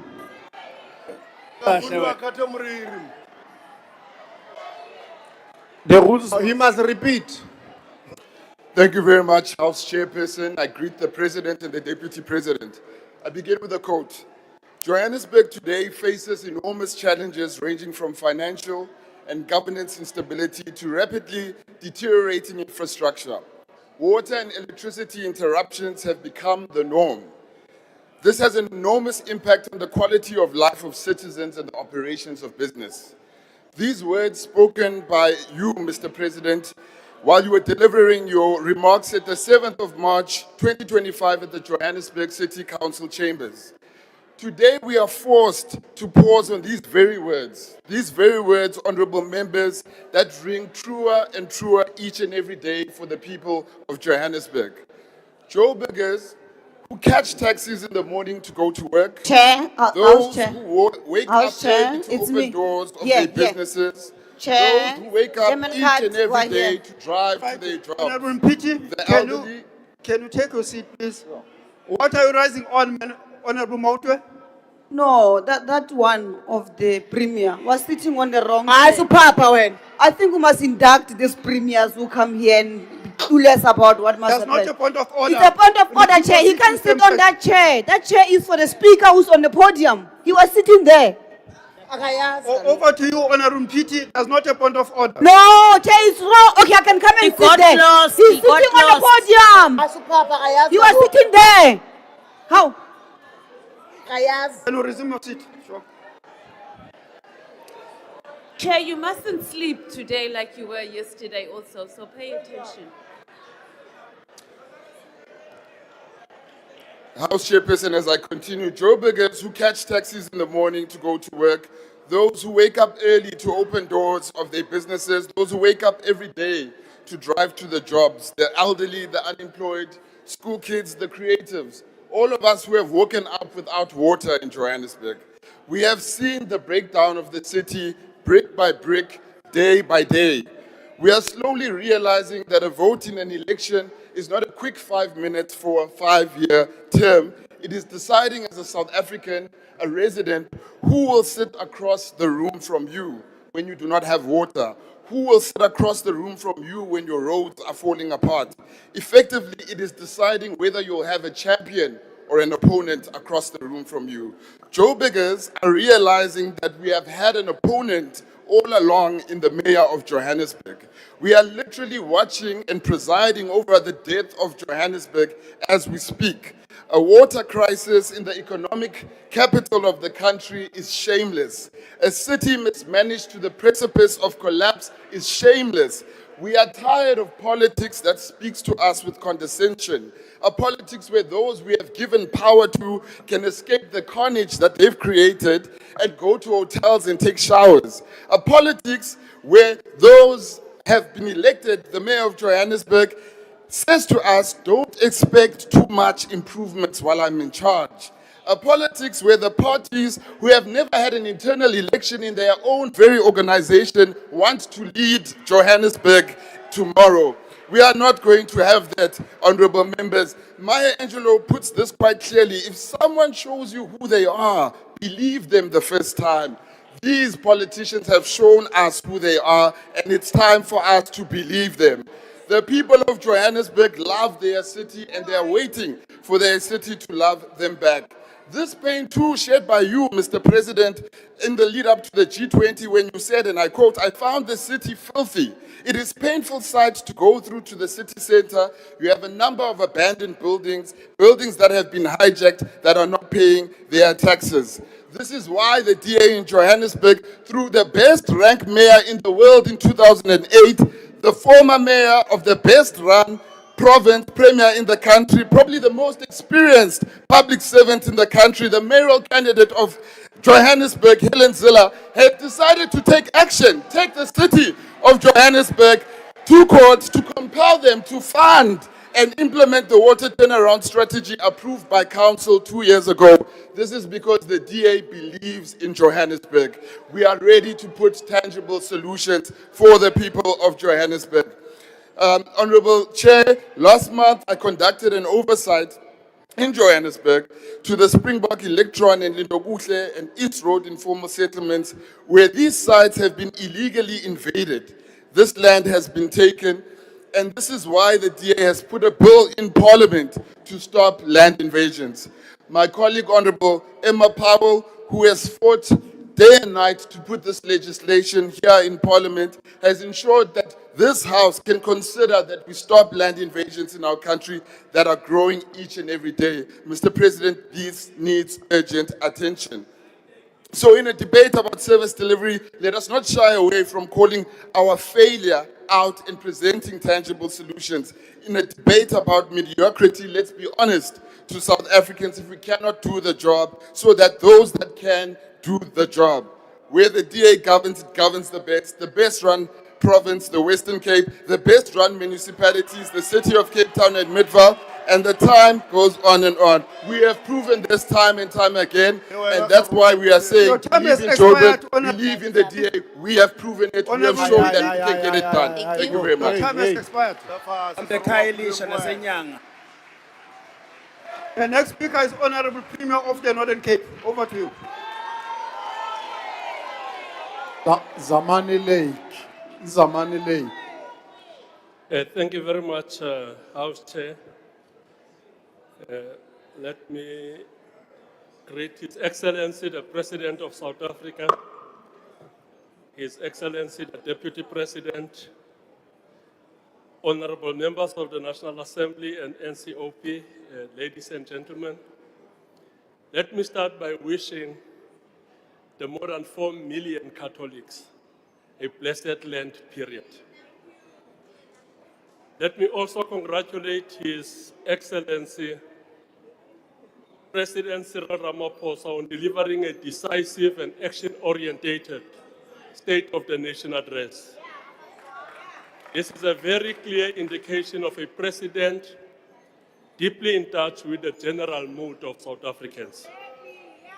What is admirable about the president in his consistent display is his consistent display of gravitas, despite the avalanche of distractions. This is the kind of leadership our country really deserves.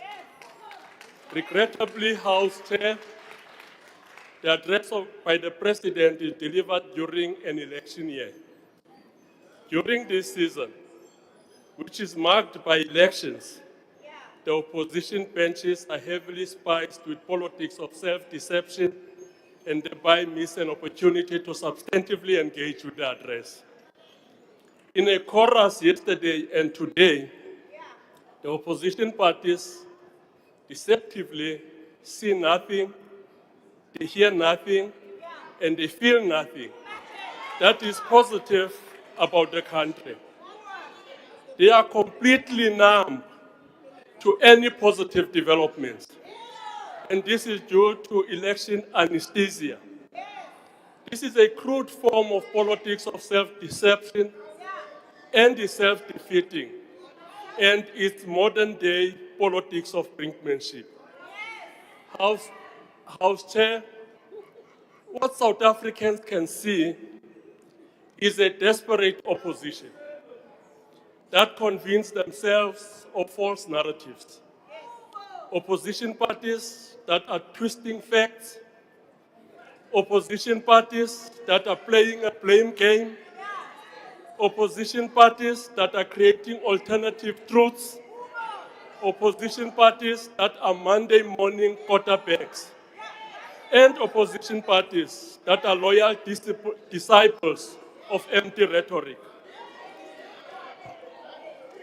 This House Chair is called bluffing, an exclusive focus on headlines than trend lines. Honorable Nhleko, is it Honorable Ndlela? Ndlela, supporting the oppressed Sahrawi people of Western Sahara can never be an outdated position. To think like that is a worst form of political bankruptcy. Supporting the Sahrawi people is timeless and is progressive internationalism. House Chair, notwithstanding this awkward display of politics of self-deception and bankruptcy, the truth must be told. The truth is that South Africans are confronted with multitude of challenges from different fronts, and the President sincerely acknowledged this in his address. But this cannot erase the fact that on a developmental front, there are major strides and positive indicators that suggest that the country is moving in the right direction. House Chair, in the Northern Cape, our governance model is deliberate, it's not an unguided drift, result-driven, people-centered, and achieve outcomes. In 2019, the province started with only 2 clean PFMA audit outcomes. Today, out of 13 auditees, we've got 9 clean audits. This signals an improved accountability ecosystem. There has been a steady growth in the GDP of the Northern Cape, 2019, 117 billion. Today, as we are speaking here, the GDP of the province is 166 billion rand. A clear sign of resilience and progress in the face of global economic crisis. And this growth in the gross domestic product comes with massive job opportunities for the people of the Northern Cape. I've learned from this that there is no such thing called as jobless growth. Yesterday, Stats SA. Honorable Premier, can you take a seat? What are you raising on, Mr. Skosan? Ngikuthokoze Mgcinisihlalo. Upremier wase Northern Cape uyakhuluma noma singamzwa kuhle uthi Isowethu ikulu ukudlula iNorthern Cape angazi ukuthi uyazi na. Thokoza. That's not a point of order. Honorable Premier, can you resume your position? Respect the Northern Cape, Skosana.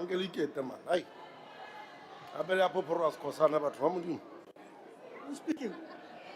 Honorable Premier, can you resume your position? No, thank you very much.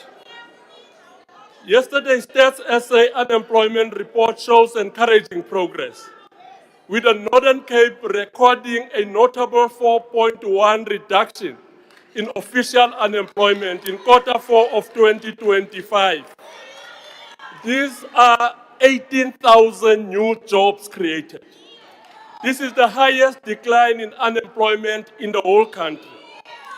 This improvement places the Northern Cape as the second province with the lowest unemployment rate at 27.1. The province has set the following economic targets to achieve: 200 billion rand by 2030 and creating an additional 60,000 new jobs by 2030. Honorable Speaker, our province produces nearly 3 times more renewable energy than what it consumes. We account for 60% of the country's renewable energy projects. We have also been allocated the largest share of the grid expansion under the current allocation, with nearly 900 kilometers of the total of 1,400 kilometers. This will enable us to contribute even more to the South African energy economy. South Africa is the 6th largest iron ore producer in the in the world, 80% of the global manganese resources are located in our province. The combination of renewable energy and mineral resources enable green steel and green manganese production. Therefore, the commitment we have from Vedanta Zinc International, Kalahari Manganese, Frontier Raw Earth, and Kamal Cisco will strengthen our beneficiation capacity towards economic empowerment and employment. The completion of 1.5 billion phase 1 of the Gamagara pipeline helped to improve water supply to our communities in the John Taulo Haiti, ZFM Honorable district. Can you please read? On what are you rising, Mr. Ndlela? Hi. No, Honorable Speaker, we wanted to know, does the Honorable Minister, Premier here have We any don't hear property you. At the Orania enclave? And what is he going to do about dealing with that? Sort of telling us about everything else. Really? Tell us about the enclave of Definitely, it Orania. is not a point of order. You can resume your seat. Ambobuze nkandla luyasikhuthuza. This is the kind of bankruptcy that have infested the opposition. Yes. Honorable Speaker, over the past 5 years, we marked a massive improvement in the National Senior Certificate pass rate, with an increase of 66% in 2020 to 88% in 2025, a rise of over 22 percentage points in 6 years. We deserve a round of applause on that. We have a total of 551 schools, including 11 special needs schools. Speaker. Is there? Can you resume your seat? On what are you rising, Honorable Member? Speaker, I want to know if the Premier is willing to take a question about the Zamani Lake. Honorable Premier, are you prepared to take a question? About the Zamani Are you Lake. prepared to take a question? About the Zamani Lake. Are you prepared? I awusaphaphi wena. Bawadawadunuza. Was going to ask Nkank. Hey, you cannot ask a question. Are you prepared to take a question, Honor? No, he's not prepared. Can you resume your position? Speaker. Thank you very much, Honorable Speaker. Honorable Speaker, all key indicators in public health show significant improvements in the province. 87% of Northern Cape population uses the public health care. Life expectancy for both males and females continue to increase. Specifically, the life expectancy for males rose from 50 to 60 years by 2025. For females, life expectancy increased from 54 to 66 in 2025. The infant mortality rate down, maternal mortality rate down, all due to increase in the number of medical doctors in our public health care system, from 420 to 522 doctors. The HIV positivity rate down, from 4.5% in 2019 to 2.4% in 2023. Sexual offenses down. Over the past 5 years, we are currently at 3.4%, which is lower than the rest of the country. Care and treatment for people living with HIV/AIDS, as well as retention of antiretroviral treatment, up from 62,000 to 68,000 in 2023. House Chair, in conclusion, the Honorable best Premier, antidote, unfortunately, your time has expired. the best antidote, Vamos the a la best paz, vamos a la antidote paz. for Hamba la the panti. best antidote. Dala panti nenganekwane. Hey, Hamba. hamba Phansi hamba. nenganekwane. Ngethaya isikole. Mahojaning, mahojaning. Speaker.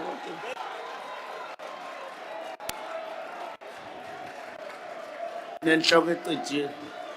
next speaker on the podium is Honorable Peter from the NCOP.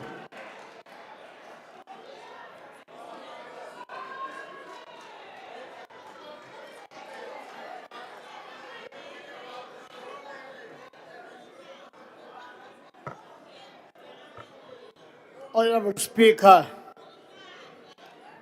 Honorable President of the Republic of South Africa,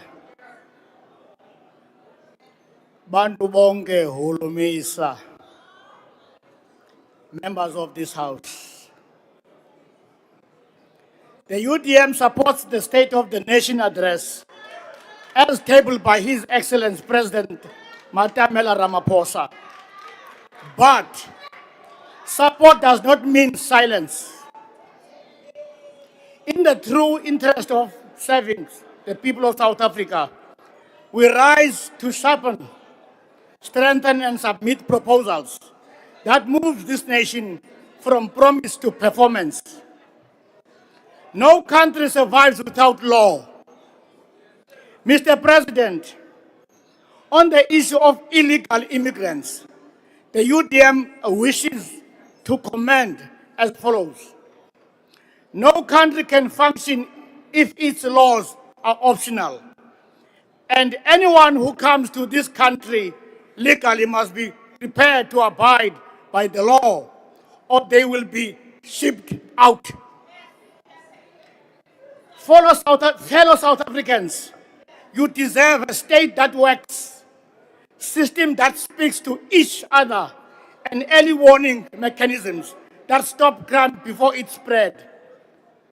Without accurate FICA registration, SARS cannot collect revenue from all traders operating in our economy.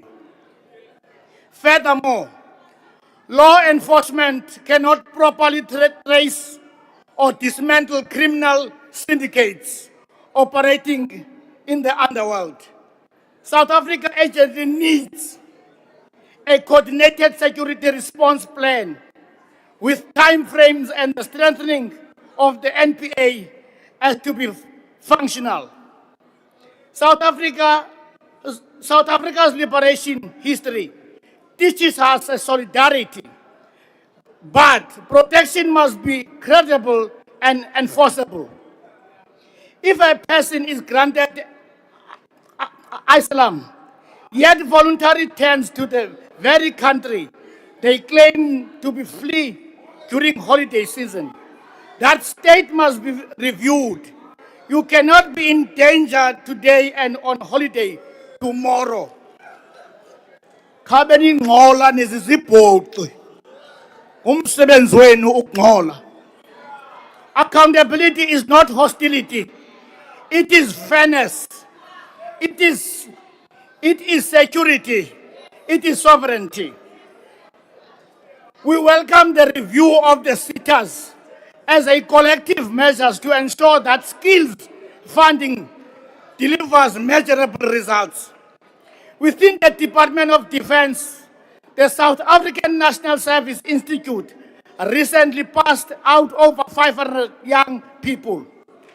Mr. President, do consider ring fencing and redirecting SITA funding towards standardized study guides in mathematics, languages, accounting, and entrepreneurship, mandatory practical and technical skills components.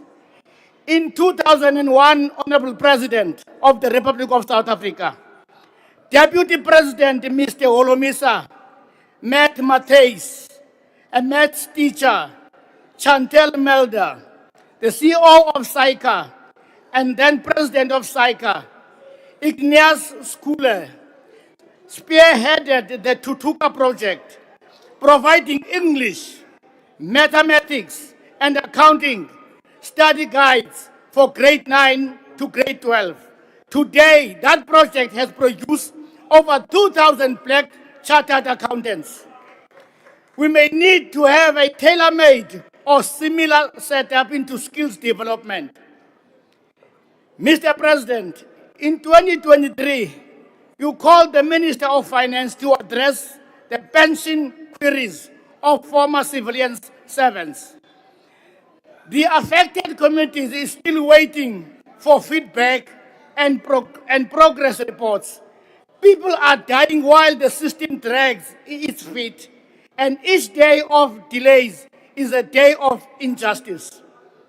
It is even more painful to see that the funds meant to secure these pensions are being looted by the LE through the Isibaya Fund and the PIC. Resources meant for ordinary South Africans are being diverted to enrich a few, deepening inequality and betraying public trust. How we wish that money could instead be invested in South Africa's infrastructure, generating real returns for the country and creating jobs.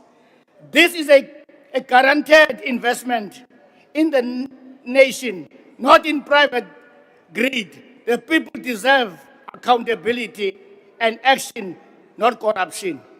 Mongameli welizwe, uthethe kamnandi kwisona. Usitsho usithi amajoni uzawahloyela kweli lizwe. Mongameli sicela uqale ngebhayi. Kuyabulawa ebhayi. Andikwazi ukuhamba ebhayi. Thank you, Abantu Honorable babhubhile Peter. enkosi. Your time has now expired. The next speaker is the Honorable Lonzi.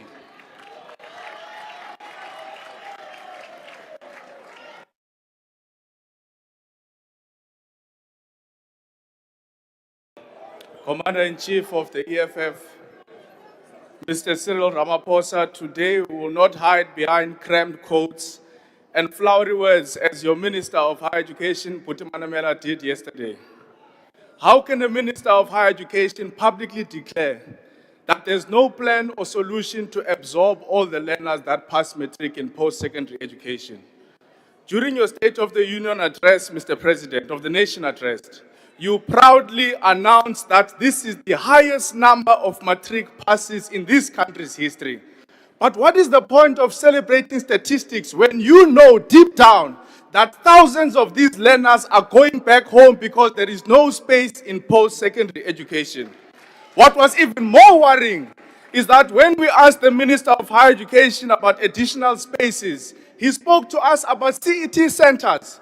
CET centers are primarily designed for community education to serve adults that want to write matric or redo their examinations.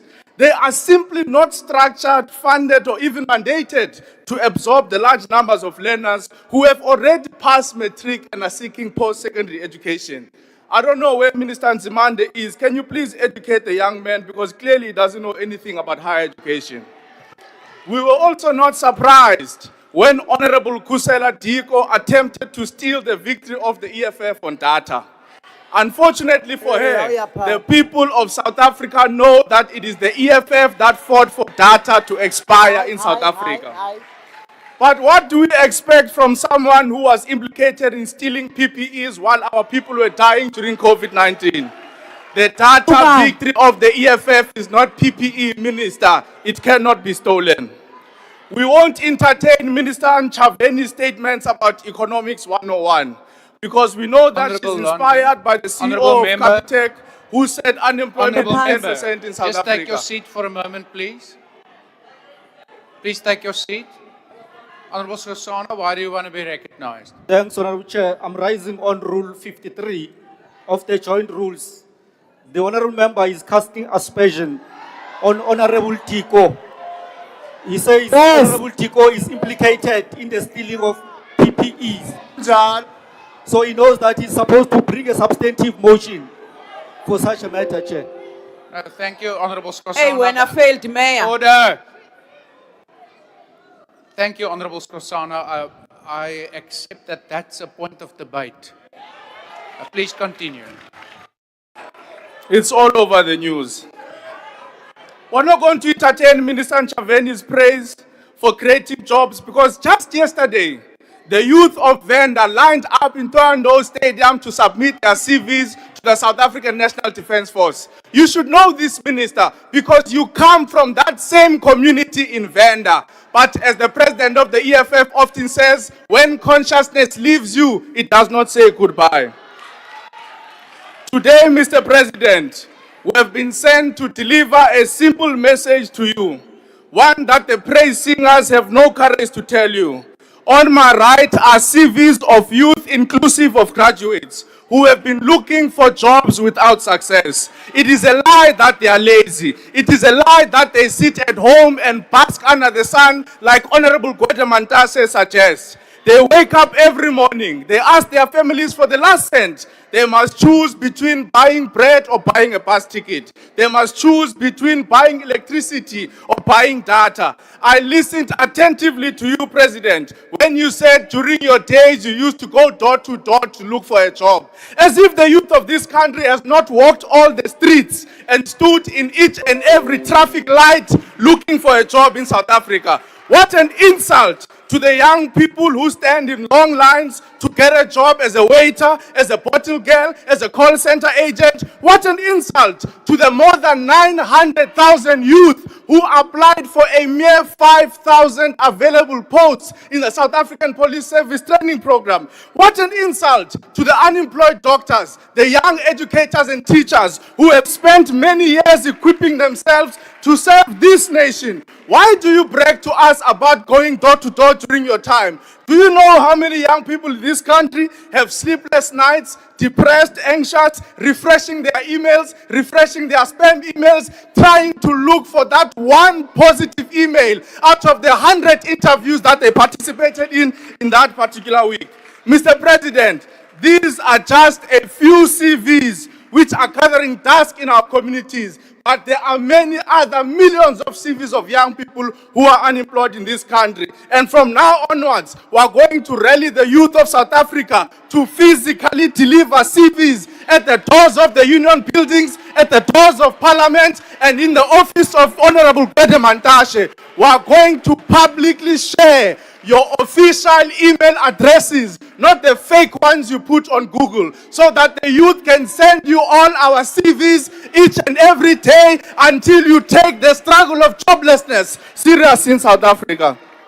On my left, Mr. President, this box carries the cases of students who have completed all their academic qualifications or requirements, but universities are withholding their degrees because they owe the university debt. Why do you withhold the degree of a student that owes you money? Because it is the very degree that must be the key that unlocks employment opportunities for them to be able to have a monthly income.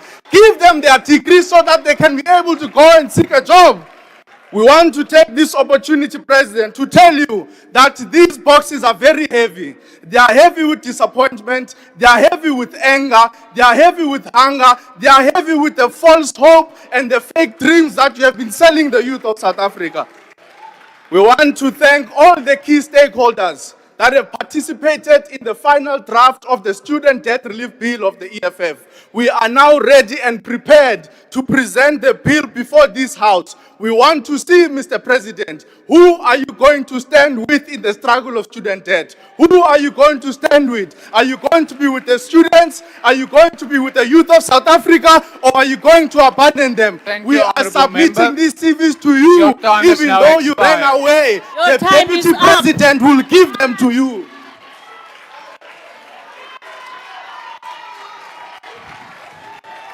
Order, honorable members. Order. The next speaker is the Honorable Odendaal.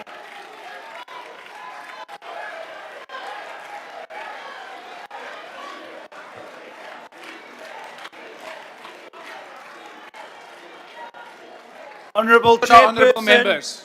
Honorable President, members of the House, I rise to address this House on behalf of the people of the Eastern Cape. The Eastern Cape is consistently an afterthought. The President's State of the Nation address was just another example of this.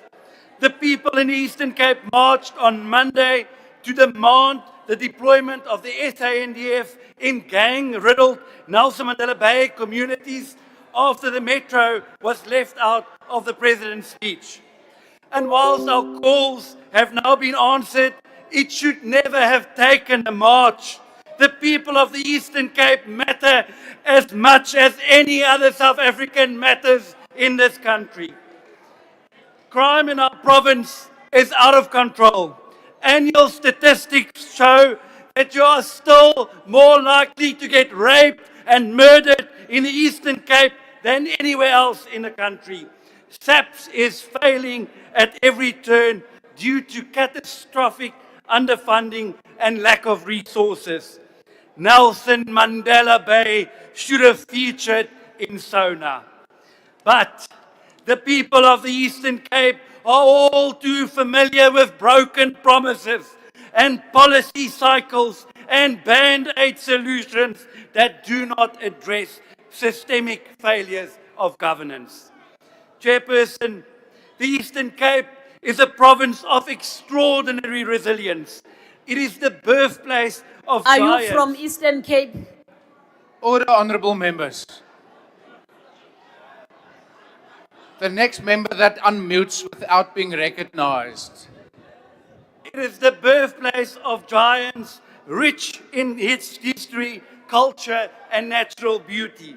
It is home of agricultural strength, manufacturing potential, world-class ports, an automotive sector that anchors Nelson Mandela Bay and Buffalo City. But just because we are resilient does not mean we can be an afterthought or completely ignored. Economic powerhouse of the Eastern Cape, backed by several powerful industries that employs tens of thousands of people. It is uniquely positioned between two harbors, including the Ngqura Deepwater Port and Kucha Special Economic Zone. But a city's potential cannot be realized without leadership that delivers, budgets that work, and accountability that means something. Over the last 2 financial years, Nelson Mandela Bay has sent back more than R1 billion in unconditional grant funding. The leadership gets the money, but they cannot spend it. It now faces a further 440 million rand withdrawal from the National Department of Human Settlements because of severe underspending. It is unforgivable. The midterm performance report tells the story. The city has only met 16.67% of its basic service delivery targets, a sure sign of weak and disinterested leadership. Most recently, there was almost a city-wide week-long power outage due to the collapse of pylons which had rusted all the way through. Honourable Chairperson, unemployment remains painfully high. Our youth unemployment is even higher. The latest statistics show that over half of our population cannot find work. Over the past 2 years, more than 6,000 manufacturing jobs have been lost in Nelson Mandela Bay alone. Service delivery failures have eroded trust. Councils across the province are collapsing. In many towns, waste collection, reliable power and maintained roads are now only pipe dreams. In most municipalities, infrastructure is not being replaced or maintained. Criminals constantly vandalize the little bit of functional infrastructure that we have left. And in some areas, it is starting to resemble a war zone. Water insecurity is no longer a distant threat. It is the norm, and most of this is caused by inept municipalities who cannot maintain their infrastructure. Mr. President, imagine a city where you have a massive water, electricity, and sanitation infrastructure backlog, but you are given the money to address the problem, but you send it straight back to National Treasury. Now imagine having a 70,000 housing unit backlog in the same city, and you can't spend that money. Even the poor is getting poorer in Nelson Mandela Bay. But it's not a funding problem. It is a governance problem. It is a management problem. Nelson Mandela Bay has seen no less than 48 municipal managers since 2009, roughly one every 3 months. Our current city manager has been suspended, sitting at home since October 2023, earning in excess of 7 million rand during that time. Honourable Chairperson, we are witnessing a dangerous brain drain from government, particularly at local government. In Nelson Mandela Bay, even highly competent senior officials who have delivered financial stability and clean governments have been driven from office by intimidation and political interference. To get local government working again, we need skilled, non-partisan engineers, town planners, artisans, plumbers, electricians, auditors. People who get the work done regardless of politics, not because of it. And we need new, ethical, value-driven leaders. Leaders who know what the problems are and are relentless in pursuing them. We need DA leadership. Budgets means nothing without competence. Honourable Chairperson, the President has rightfully acknowledged many of these challenges in his address.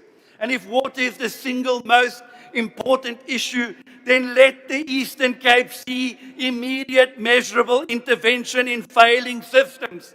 If municipal dysfunction is acknowledged, then let professional appointments replace cadre deployment.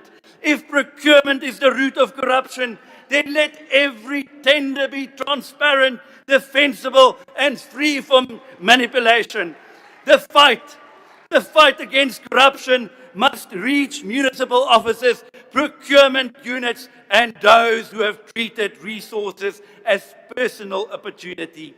The infrastructure investment program must translate into working rail, efficient ports, reliable electricity, and maintained water system in our province as well. And the SME funding must reach township entrepreneurs, not just those connected with politicians.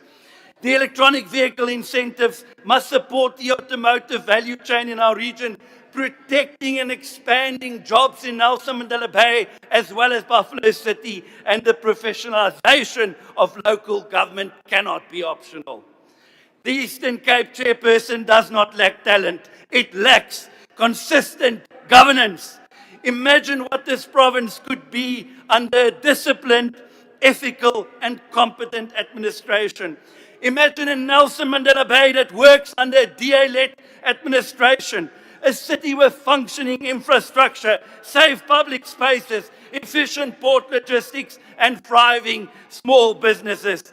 Imagine young artisans trained through a reformed skills system feeding directly into manufacturing plants. Imagine municipal finance managed transparently with revenue invested into maintenance instead of diverted to patronage networks. These things are possible. The Democratic Alliance has shown what can be achieved through good governance where it governs.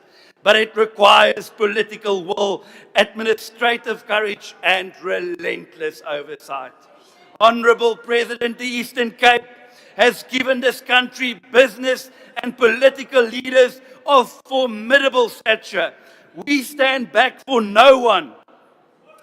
But our people have been patient. They will no longer be fooled. They are hopeful, but they are not naive. In the end, History will not judge this administration by the elegance of our speeches. It will judge it by where the taps run, where the streets are safe, where the jobs exist, and where the hope is restored. Hallelujah. The Eastern Cape stands to shine. It's ready to shine. Nelson Mandela Bay stands ready to lead. What we require is governance that matches our potential. Let's get Nelson Mandela Bay and the Eastern Cape working again. Amen. Praise the Lord. Amen. Amen, Mzalwane. The next speaker is the Honourable the Minister of Transport. Chair. Chair. Please just take a House seat Chair. for a moment. Honourable Minister, please just take a seat for a moment. Honourable Malema, why do you want to be recognized? Mr. President, when you were outside, young people left CVs and the dates on your table. No, The thank you, Speaker Honourable Malema. took care of them. Please attend to them. Yeah, Thank you. Thank you, Honourable Malema. That's not an intervention in terms of our rules.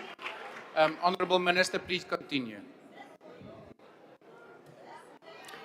House Chair, Mr. President, fellow members, this year we celebrate our democratic constitution, which 30 years ago President Nelson Mandela signed into law. Our constitution requires government to pursue transformation policies that meet people's socio-economic needs and redress the injustices and inequalities created by colonialism, apartheid, and patriarchy, so that we continuously strive, as the preamble calls on us to do, to improve the quality of life of all citizens and free the potential of each person. An effective and efficient transport and logistics system will ensure that citizens can access their socio-economic needs. Our country's transport system will facilitate job creation, promote inclusive economic growth, and ensure the affordable, safe, and timely movement of people and goods. Across the world, and indeed in our own continent, new forces are shaping the transport and logistics sector. The uncertain geopolitical context offers both new opportunities and risks. Rail infrastructure corridors and port upgrades in the SADC region offer regionalized trade routes for Southern Africa. Decarbonization, digitization, and e-commerce are driving a technological revolution, which we must embrace and join. Accordingly, transport sector reform in our own country is urgent and imperative. And while we are happy, Honourable Lonzi, to note that the transport sector created 28,000 net jobs in the last quarter of 2025, we still feel there is little time to delay. The National Rail Policy of South Africa aims to position the rail sector as the backbone of the transport value chain. Trucking, buses, and taxis will always play a significant role in an integrated transport system. In this year, we will release for public comment the National Rail Master Plan to give expression to our long-term vision for the future of rail. The roadmap for the freight logistics system in South Africa clarifies that strategic infrastructure such as rail lines and ports will remain in public ownership as assets belonging to the South African people as a whole. To this end, we must assure the country that we will do all in our power to rebuild and modernize the capabilities, operational effectiveness, and competitiveness of our state-owned freight logistics operator. And we are pleased that in November we were allocated 8 billion rand by the budget facility for infrastructure to upgrade the iron ore and coal lines. Our third-party access framework is anchored by the Transnet Rail Infrastructure Manager, who published the first iteration of the network statement in December 2024. This milestone provided the industry with an opportunity to have complete information about the state of the entire rail network, and we are now on course to publish the second iteration. In the new financial year, we will formally establish the Transport Economic Regulator so that going forward, port and rail fees are independently determined to ensure a level playing field for all operators. To date, TRIM has conditionally awarded train slots covering 24 million tons per annum to 11 South African-owned train operating companies, the first of which will start to operate in April 2027. Open access to the rail network will allow train operating companies to increase the volume of goods transported by rail and ensure that South African minerals, vehicles, and agricultural produce reach SADC, Africa, and international markets, securing jobs and earning much needed revenue. As there are limited state resources to upgrade our rail network, this makes private sector infrastructure investment critical. Transnet is working hard to ensure they draw up requests for proposals based on the information we received last year. As things stand, the targeted requests, Richards Bay Dry Bulk Terminal, will go out this month. The Manganese Corridor, which runs from the Northern Cape to the Eastern Cape, and which, when completed, will ensure that we take all the dust out of the town of Gqeberha and move that operation to the port of Ngqura, will go out in mid-year, and the container corridor towards the end of 2026. To decrease backlogs and increase port volumes, Transnet has embarked on extensive upgrading and maintenance of our port infrastructure that has increased tonnage to 252 million tons in this financial year, compared with 239 last year. The Passenger Rail Agency has restored nearly 37 out of 40 priority corridors and has put 300 South African manufactured trains to carry 106 million passenger journeys this year on the PRASA network.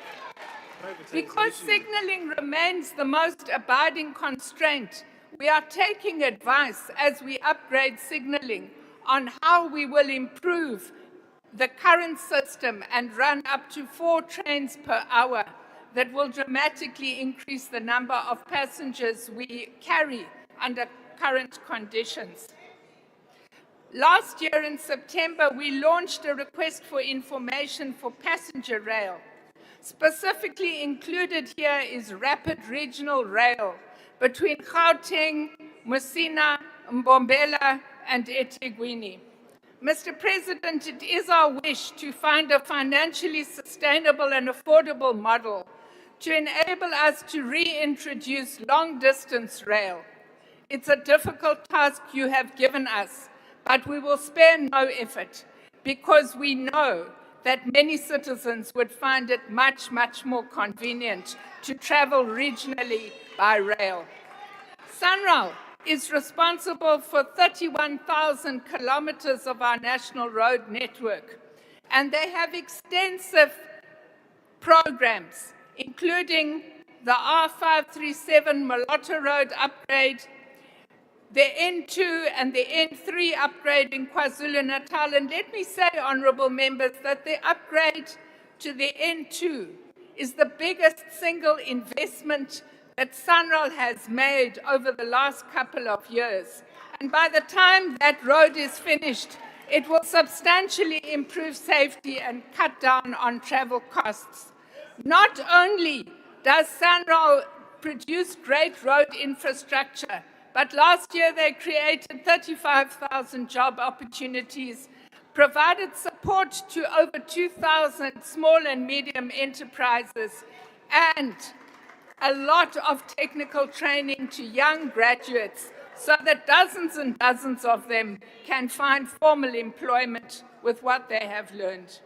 Mr. President, we have indeed turned a corner. Reforms in the transport sector are moving, and we will ensure that they move with ever greater speed. I thank you. Thank you, Honourable Minister. Before I call on the next speaker, Honourable Reddy, right at the back, why do you want to be recognised? Thank you, Honourable House Chair. I rise on a point of procedure. The matter has been raised with the table staff, and we were assured that this will be corrected during the course of the sitting. Unfortunately, it has not. The point that we want to raise is that MK Party is the official opposition.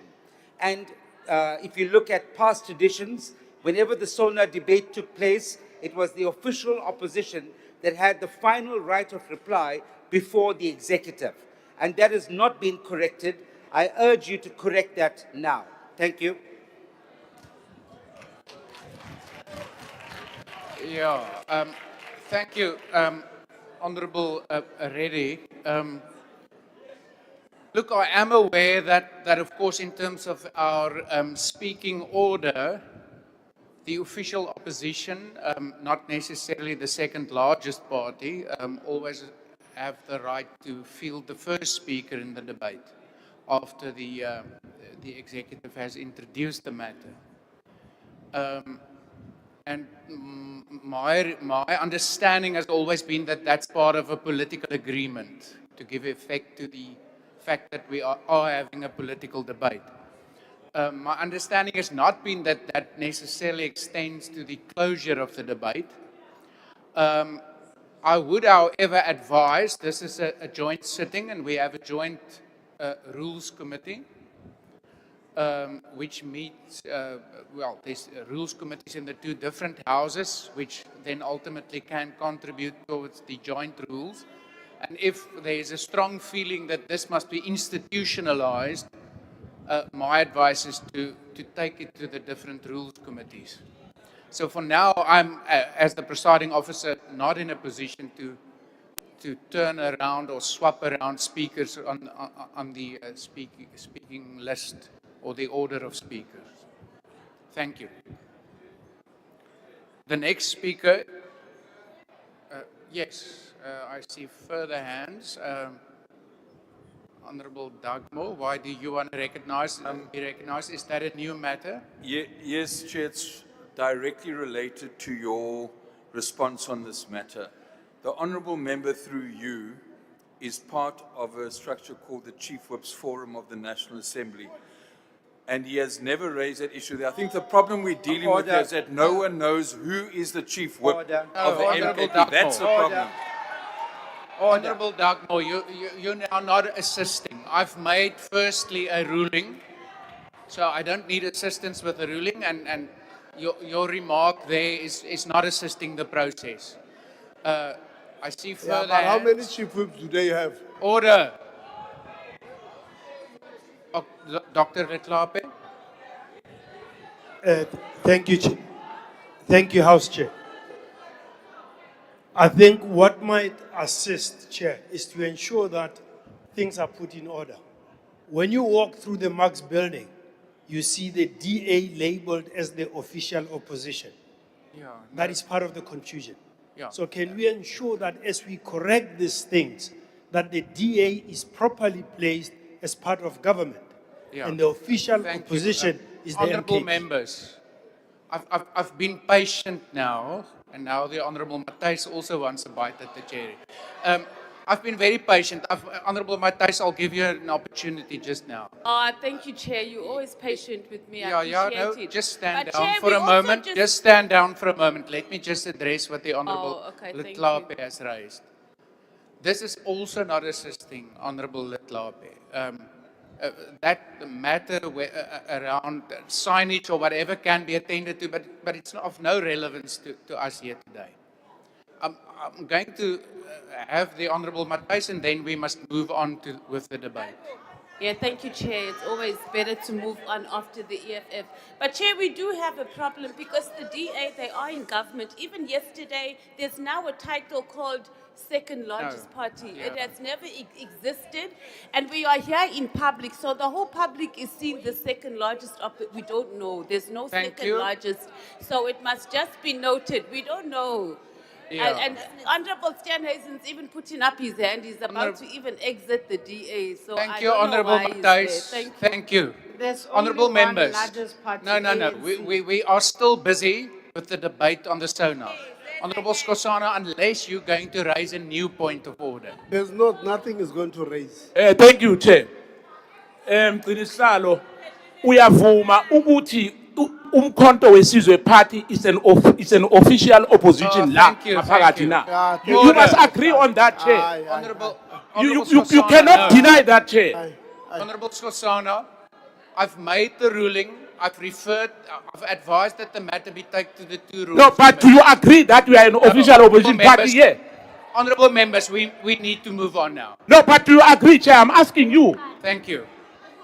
Go ask him outside. We're busy. No, Chair. Order. Busy. No, Chair. No, honorable members, I've dealt with the matter. Even if all of you want to give me the power to swap around speakers, I'm not authorized to do that. I really want us to move on, and there's still further members. They're raising hands. Honorable members, I've pleaded with you that unless it's a new matter, we must move on. Honorable Mantash, is it a new matter? Sorry, Honorable Speaker.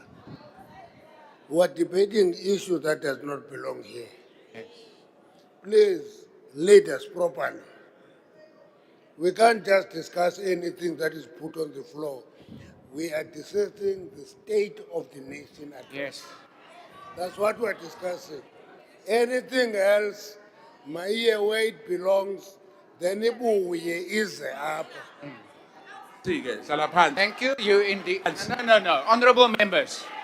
Honorable members, I can't keep on recognized members who want to litigate the matter. I'm going to call the next speaker on the order paper now.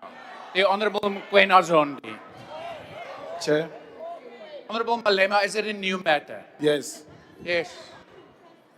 Chair, it is incorrect to suggest that the order of speakers is not a relevant question belonging to this House. No. We are Honorable not speaking in a sheep crawl. We are speaking in Parliament, and that matter is arisen here. Therefore, it is a relevant place to be raised. However, you have made a ruling, but the insinuation that the matter does not belong here is misleading. No. Honorable Malema, thank you. We have structures and platforms in this Parliament which deals with our rules and our orders. It cannot be litigated in a full sitting. The Honorable Mkwena Zondi.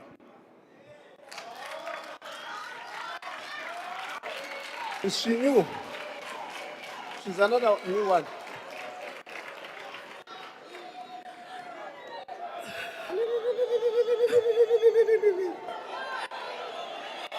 Honorable Speaker, honorable members, I make no apology as I rise to salute President Jacob Zuma, a leader they have vilified, a leader they have tried to destroy, yet a leader that the people of South Africa will never stop loving. Chairperson, where I come from in KwaZulu-Natal, ugogo wami used to tell us about terrifying creatures called amazimzim, monsters that eat everything in their path as they rule by fear. Today, I stand in this house and say I have seen one with my very own eyes. He is Izimuzimu that has eaten the ANC from the inside out, and in doing so, he has begun to consume the future of South Africa. He stood here before this nation and promised a new dawn. What we are living today is a new dawn in long, dark nights. A night of record of unemployment. A night where economic growth exists Honorable only in Mokoena. the speeches. Honorable A Mokoena, if I night can where ask you young... to take your seat, please. Please take your seat. Can we Thanks, hear your Honorable point of Chair. order, please? I'm rising on Rule 52 of the joint rules. on the use of unparliamentary language.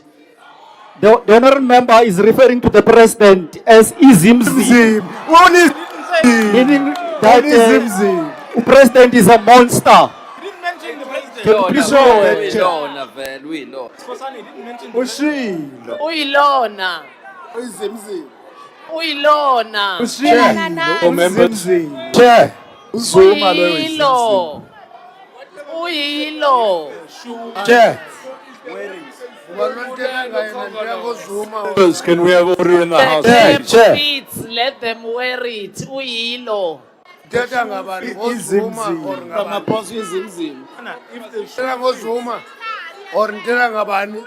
Who the cap fits, let them wear it. Uyilo.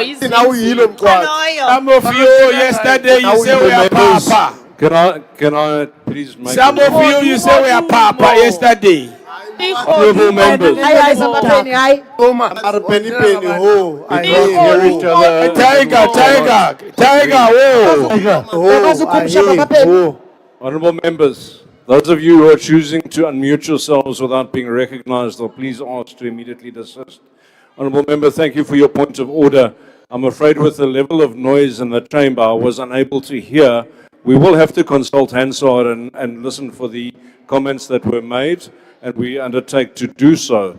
Having said that, honorable members, I do believe that we all know the rules of the House when it relates to decorum and the manner in which we address each other, and I therefore ask you, Honorable Mokoena, to continue with your speech. He stood here before the nation and promised a new dawn. But what we are living today, ladies and gentlemen, is not a new dawn. It is a long, dark night. A night of record unemployment, a night when economic growth exists only in speeches, a night where young people have stopped believing that their lives will be better than those of their parents. He said, Tumamina. His new name is Tuladu. We sent you to create jobs, and you sent back unemployment. We sent him to fix the state, and he sent back commissions. We sent him to restore hope, and he sent back load shedding. South Africa does not suffer from the shortage of plans. South Africa suffers from a shortage of leadership. 3 weeks ago, the members of Umkhonto weSizwe Party embarked on what has now become the most successful back-to-school program in South Africa. We restored dignity to our learners, bringing real relief to the struggling families and reaching schools in government where they have been neglected for years. Kwase kwatatazela amasela-ke o-MEC, ama-minister all over the provinces trying to stop Umkhonto weSizwe. It was a demonstration of organizational capacity, the political will we have in Umkhonto weSizwe, because you said you are the servant of the people, but the servant of the people does not perform a symbolical secrecy of hidden wealth. You, President, will forever be remembered for one image, dollars concealed on a sofa in Palapali. Honorable Mokoena, can I ask you to resume your seats again, please? We have a point of order. No, thank you very much, House Chair. I did not want to do this, but is the member getting married after this debate? Yes. Yes. Yes. Honorable member, I think we all know that's not a point of order. Honorable Mokoena, please continue your speech. Honorable Chair, where I come from, we wear white when you go to funerals. Today is the burial site of the GNU.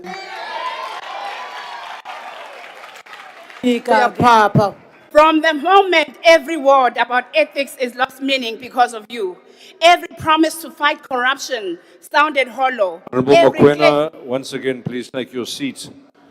Honorable Malema, on what are you rising? No, thanks, Chair. I thought you'll rule on that point of order where a man mocks a dress of a woman and those who laugh the loudest are women themselves. Whoa. It can't be that a man must be analyzing how a woman is dressed in parliament. It's the most sexist statement ever, and he should have ruled on that. And women who claim to be feminists are the ones who are clapping the loudest. Shame on you.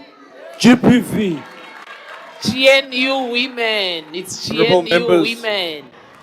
It has been an engaging 2 days, and we have shown remarkably good discipline for 2 days. We're in the last stretch before the end of the debate, and I urge you to maintain that same level of discipline and decorum. Please, honourable members, let's not throw accusations and rude remarks to one another. I do think we need to still address each other with respect in this House. Joint sitting and in the individual houses, we have a tradition of respect. Let's uphold that, and let's remember that we should respect each other when we're addressing. Can I then ask you, Honourable Mokoena, to please continue? Chair. Honourable Chair. Mokoena, I have another point of order. Please sit. Yes, ma'am. Yeah, Chair, I think the honorable thing to do is to ask the member to withdraw that statement. If now that it has been clarified that it's wrong what he said, we appeal to his conscience to withdraw that statement in honor of women of this country. When has Malema become gender activist? Minister? GPV. Oh, let's see, withdraw. Thank you, Honorable. Thank you, Honorable Speaker. I do not know why we want to disempower the Honorable Member. The Honorable Member responded and say her dress code is a symbol of celebration because so that woman has taken out the power. He does not need a man to fight for her. And also, so the fact that you want to speak on behalf of a woman who's empowered and defended, she's very strong. She has put her point across. Let's Don't leave take the- her agency away. No, you must submarine minister. You even in the Thank you office very of much. the presidency. Honourable Submarine. Matthijs. The whole minister, we are not a lawyer. We are such an Thank you very much. embarrassment. Honourable We Mr. Mandi, what is apologize your to the point of order? president. We are an embarrassment to the country. Sexist apologist. They started yesterday. Honourable Nzamande. No, Chair, sicela ukuthi abavele bahoxise ngoba lento abayenzayo ayilunganga. Yingakho beluza namavoti nje ngoba abanambeko. Ikwenzile izolo. Honourable members, I believe I made my ruling already. As your I did method speech, request all members to continue treating each other Always with been your decorum method and speech. respect. I do think that the Honourable Mokoena responded adequately, and I think we should continue unless, Honourable Matthijs, you have something new you would like to raise. No, Chair, you have not asked him to withdraw. He's even laughing there. He thinks he's at a bar here drinking. He Honourable must Matthijs, withdraw. I think you should No, be Chair, addressing you the are chair. not. No, Thank it's you. point of order on you, Chair. You are not respecting the woman here in this parliament. You're not protecting us, right here in parliament. If it's not Cyril Ramaphosa who laughs at EFF members getting beat up, you just saying you've made a ruling. No, he must stand up and he must withdraw. He's laughing. It's not Cyril Ramaphosa, it's President Cyril President Ramaphosa. to you, Hey, you're President to calling you, people their first names. President to You were you, calling Mandisa, so and you didn't rule. President Ramaphosa to you. President Ramaphosa, even worse, Honourable he was Matthijs. laughing while EFF women were beat Honourable up. Matthijs, 2022. we cannot hear you. Your microphone is because not this ANC people are just There you talking go. and Honourable protecting Matthijs, can Cyril I ask you Ramaphosa to with their back. desist from addressing members directly? Okay, I'm going to talk slowly now. Yes. Chair, I'm calling order on you. And I'm looking at that honorable member who's busy insulting women and then he still laughs. And you think It's it's okay, no unparliamentary. chair? It's You think, no chair, I'm still talking. You think that it's okay to just make a ruling and you are not asking him to stand up and he must apologize. Honourable that he Matthijs. did a point of order. Honourable You're not protecting Matthijs. us. This GNU just continues abusing women here in parliament. Honourable and you'll Matthijs, do if I can nothing ask you to about it. turn off your microphone. Thank you very much. I have made my ruling, Honourable Matthijs.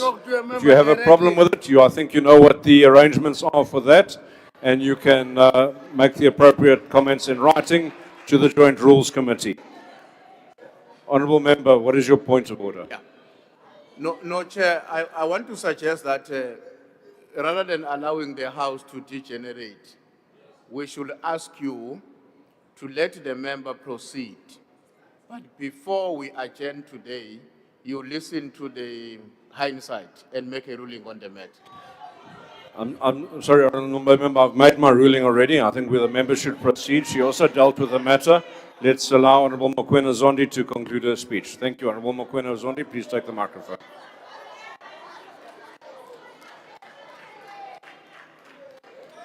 Chair, you are protecting an 82 million rand defroster there. We need a better life. That one. 82 million rand froster. That's what you are protecting.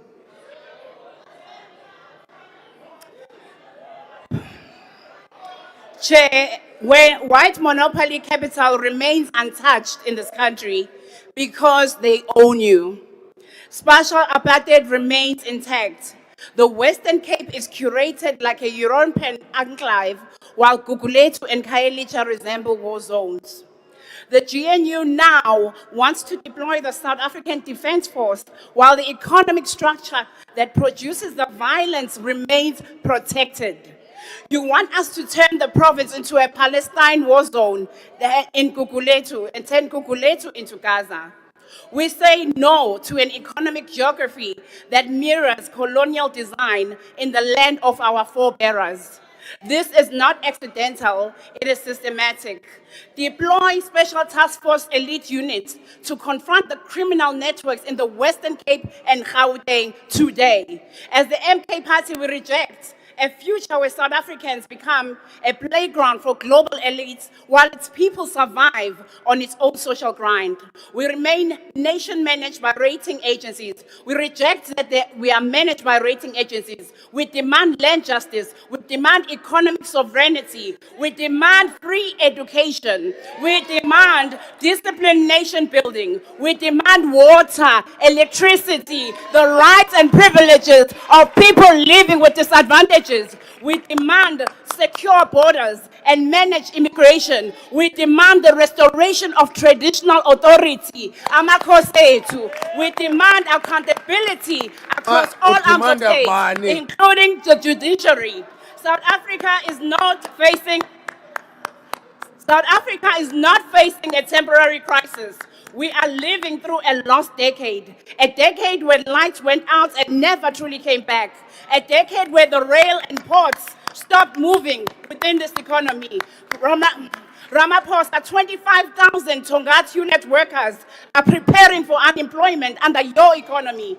Entire communities of the KZN are watching their livelihoods collapse before your very own eyes.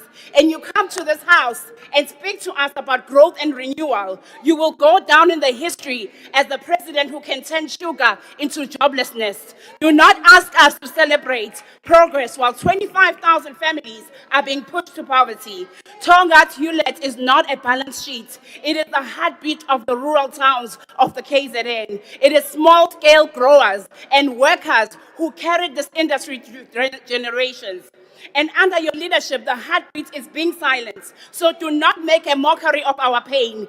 Uthi kuthina umnotho uyakhula, kanti empeleni uthatha ushukela uphendula inyembezi zabantu. History will not remember you as the architect of a new dawn. History will remember you as the president of South Africa's lost decade. And the most truthful truth is, it was not done by you. It was done by you deliberately. We will continue teaching you how to govern through the school of Umkhonto weSizwe that was founded by President Jacob Zuma. A school that understands that leadership is not theory, it is delivery. Our communities can rest assured that after the 2026 local government elections, izwe lizobuyela ebantwini. We are here in Parliament and you never believed it would happen. But because of your stolen votes, we managed to stay with a few. We are here in Parliament as seeing Dawo. We are the voice, we will be the shield and the instrument through which the power will return to its people. And as our elders taught us in KwaZulu-Natal, inyoka ishawe ekhanda, namhlanje sizonishaya ekhanda. Honourable Mokoena Zondi, can you take your seat, please? Honourable Member, on what are you rising? Honorable Chair, the member on the floor has again made an allegation that votes were stolen. And that is something that she must bring to a substantive motion. Otherwise, she must withdraw that. There were no votes that were stolen. There were absolutely no votes that were stolen. The MK lost fair and square. Thank you, honourable member. Honourable members, if you can It's not an allegation. allow me space to make a ruling. I believe, honourable member, that is a point for debate and one which will be debated hotly in the recreation room at the back. Honourable Mokoena Zondi, if you can continue with your speech, please.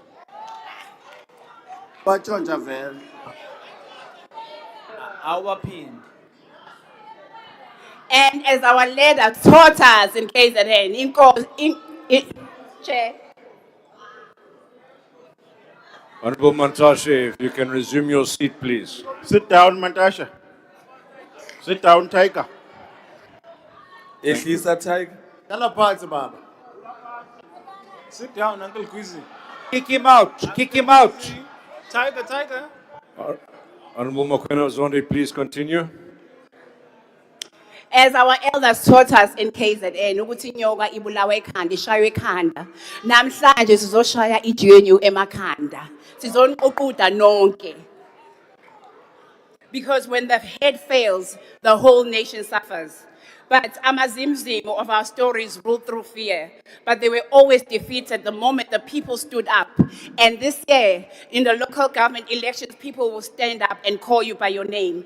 Today, we have called you by your name. Uwuthula tu. And the people of South Africa are no longer afraid of you. Thank you.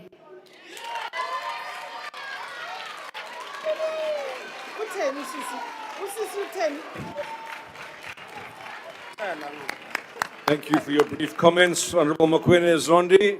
Chair. Honourable members. Chair. Yes, sir. On what are you rising? Yes, thank you, Chair. Chair, we are not happy with how we are treating members of the MK party here. It was her median speech, and you did not tell the House that. Two, every time when our members are speaking on the podium, they get interrupted by the ANC people. ANC people must keep quiet when we educate them. People of brown votes must keep quiet when we educate them. You keep quiet. That's procedural. Honourable It's member, procedural. I'm afraid. Pule, Mantashe. On your sifa. Honourable members, if I can ask you to mute your microphones, please. Honourable member, when a maiden moves from one village or a lady moves from one village to another, she doesn't regrow her virtues. The honourable member has made many speeches in the National Council of Provinces, and this is not her maiden address. Honourable members, the next speaker at the podium will be the National Council of Provinces of the Gauteng Province, and that is the Honourable Maraniso. Honourable Maraniso. Malibongwe.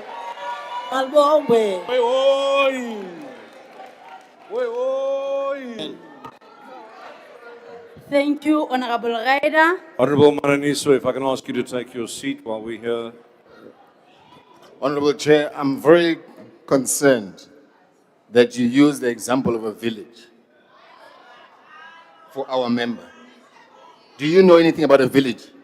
What rule are you rising You can't refer and use an example of villages. I think you must use a different example. Why a On village? what rule, member? On what Why rule? are you using an example of a village? Honourable member, if you choose to look my history up, I come from a village called Henley on Klip. Honourable Maraniso, if I can ask you to take the podium and begin with your speech. Thank you. Thank you, Honorable Ryder, Honorable members, Honorable President, Deputy President, all protocol observed. Members, I want to start by congratulating Honorable Mokoena. You look beautiful though.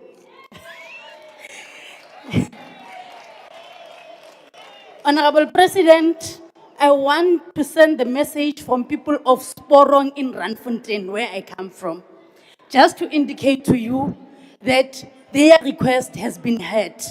They are the ones who have called for SANDF to come and intervene. I want to congratulate as well the councillor and the Randburg City for being there throughout. I was shocked when Honorable Desmond from West Rand couldn't petition the issues of the sinkholes to you and said nothing. But I want to tell you that it is important that tomorrow when you respond, you must tell us what is it that you can intervene with regards to the issues of the sinkholes in Mirafo, in the West Rand. Honorable Chairperson, one would want to indicate to the President that during his SONA speech, you were very clear in terms of the challenges, and indeed all members who came before here, they reiterated those particular challenges. The first step of a revolutionary is to tell the truth. Honorable Rosie, I want to tell you when Honorable Manamela was acknowledging and appreciating the challenges in his sector, it was not for the fact that he has failed, but to say that these are the challenges and this is what we need to respond to. You just spoke here, Honorable Lozi, about Honorable Malema telling us that when consciousness leaves you, it doesn't tell you. Let me tell you, the person who has actually said those words is President Kgalema Motlanthe. So I want to tell you, you can Google Honorable Kgalema Motlanthe told us that when consciousness leaves you, it doesn't tell you. Because he was emphasizing the fact that at all times, we must not divorce ourselves from our thinking. When we speak, we must connect the mind to the heart. Honorable and- Mananiso, can you take your seat? Honorable Member, on what are you rising? Ngithokoze mgcini sihlalo. What rule? Ngiba ukuthi Rule. Amadoda harasa abanifazi. Hayibo. hayi khuluma Chair. I can hear you, Honorable Member. Continue. Yeah, abantu abanganambeko abangakhuliswanga kahle ubabona la. Now, ongaphambili lo ojamleko akumtshele ukuthi akakhulume nesitshaba ayekela usitshela into asitshela zona lezi. Ngiyakuthokoza. Point of order.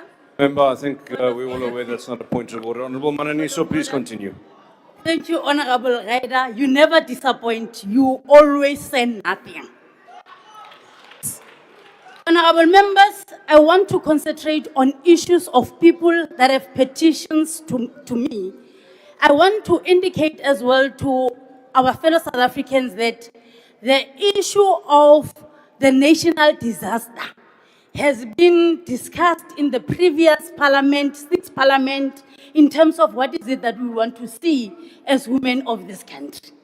And I can recall vividly so that multi-party caucus, one of the issues that we've been deliberating on is GBV. In a sense that we say that when you speak, when you address issues of GBVF, you must ensure that you leave no one behind, being a disabled person, being LGBTQIA plus societies, being vulnerable, marginalized, and oppressed people. And indeed, in your speech, you are very clear in terms of those that you think that must be included and prioritized as we address gender-based violence and femicide. Honorable members and Honorable President, I want you to address the issue of the chronicles of GNU. When everything goes well, it's us as partners. But when it's bad, it's the ANC. So when you speak with them, when you speak on issues of statement of intent, you must touch on that issue.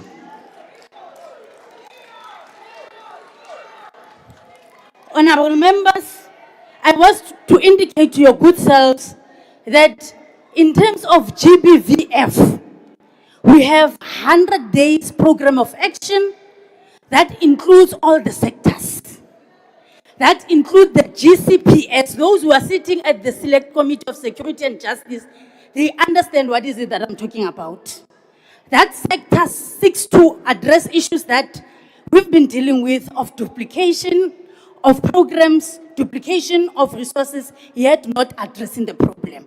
So what is happening, honorable members and fellow South Africans, in that particular multi-sectoral, integrated program approach is that everybody identifies her pillar or his pillar as the department and speak on what is it that they will be doing in 100 days. And I can tell you, President, One of the responses that 100 Days has made is issues of maintenance. To us, issues of maintenance as women is not only issues of economical issues. They touch on socio-economic issues of our realities as black women, in particular in South Africa. So, you go now to any magistrate court, you can get a report that tells you in terms of how far are they in terms of collection, and it is digital. The issues of protection order, we're no longer dealing about withdrawal of when you are in a honeymoon, then you go and withdraw. No. You go and withdraw, there are consequences. So it shows that we are very responsive in terms of dealing with the GBVF. Honorable President, I want to say to you, the narrative of a survivor and a beneficiary differ. Honorable Nongceba, when she was here, she was very correct to say that Pagama. That's what you said, that South Africa rise. Because as the president, you know the inability and the ability of people that you are leading. Honorable President, I want to petition to you to say, whatever that we did during G20, let us use all the modalities, the techniques, and every plan that we could have executed. Because if it worked when we were receiving the chaba, it can work every day to ensure that we build safer communities. Honorable Chairperson, Honorable Ryder, you know one of the programs that we conducted at the NCOP during our provincial week, it was to visit the Women's Living Monument in Tshwane. We visited the Women's Monument in Tshwane because we understand the significance of the role of women of South Africa in terms of their history. And I want to indicate to you, President, that we want your intervention that come March, as we celebrate International Women's Day, that monument is opened to honor Selisita Lwande Sophie de Brain. Honorable President, we are not bad as a country.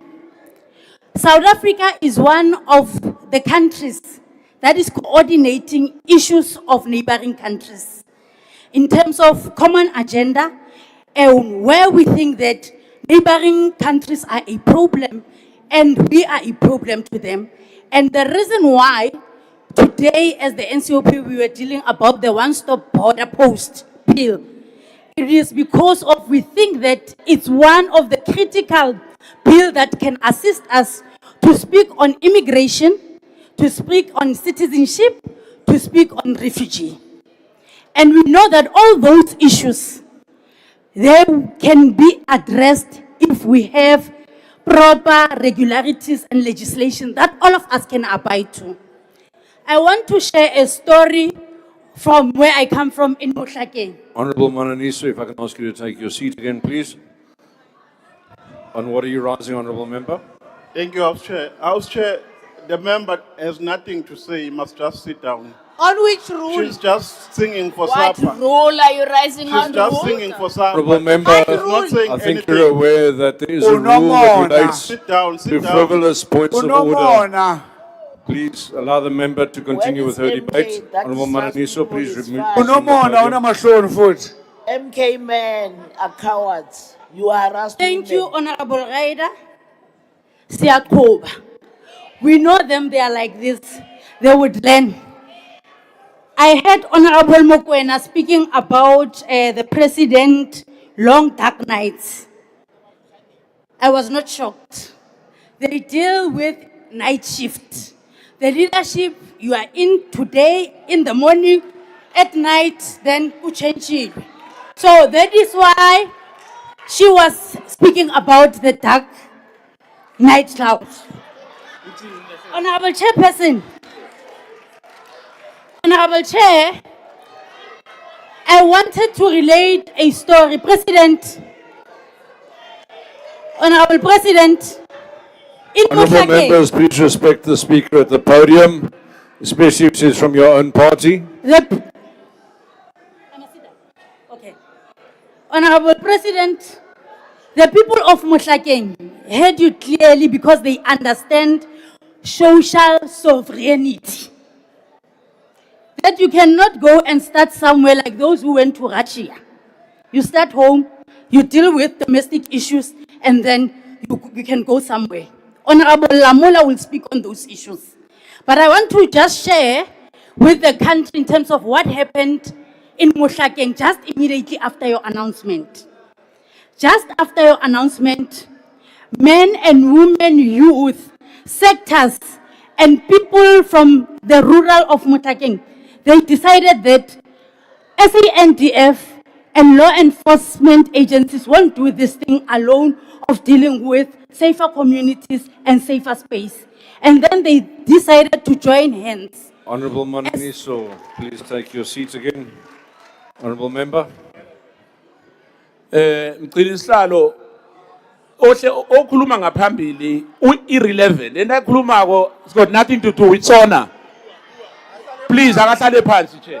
Walandini. Indoda ethanda ukukhuluma Indoda ethanda ukukhuluma ukwazi ukukhuluma kahle. Khuluma Khipha amazinyo sikhosana ukwazi ukukhuluma kahle asukuzwa uthi. Thank you, Honorable Chair. As I said, Mkhwenyana anke disappoint. Chair. Honourable Mananiso. Uyabhema yini Chair. Skhosana?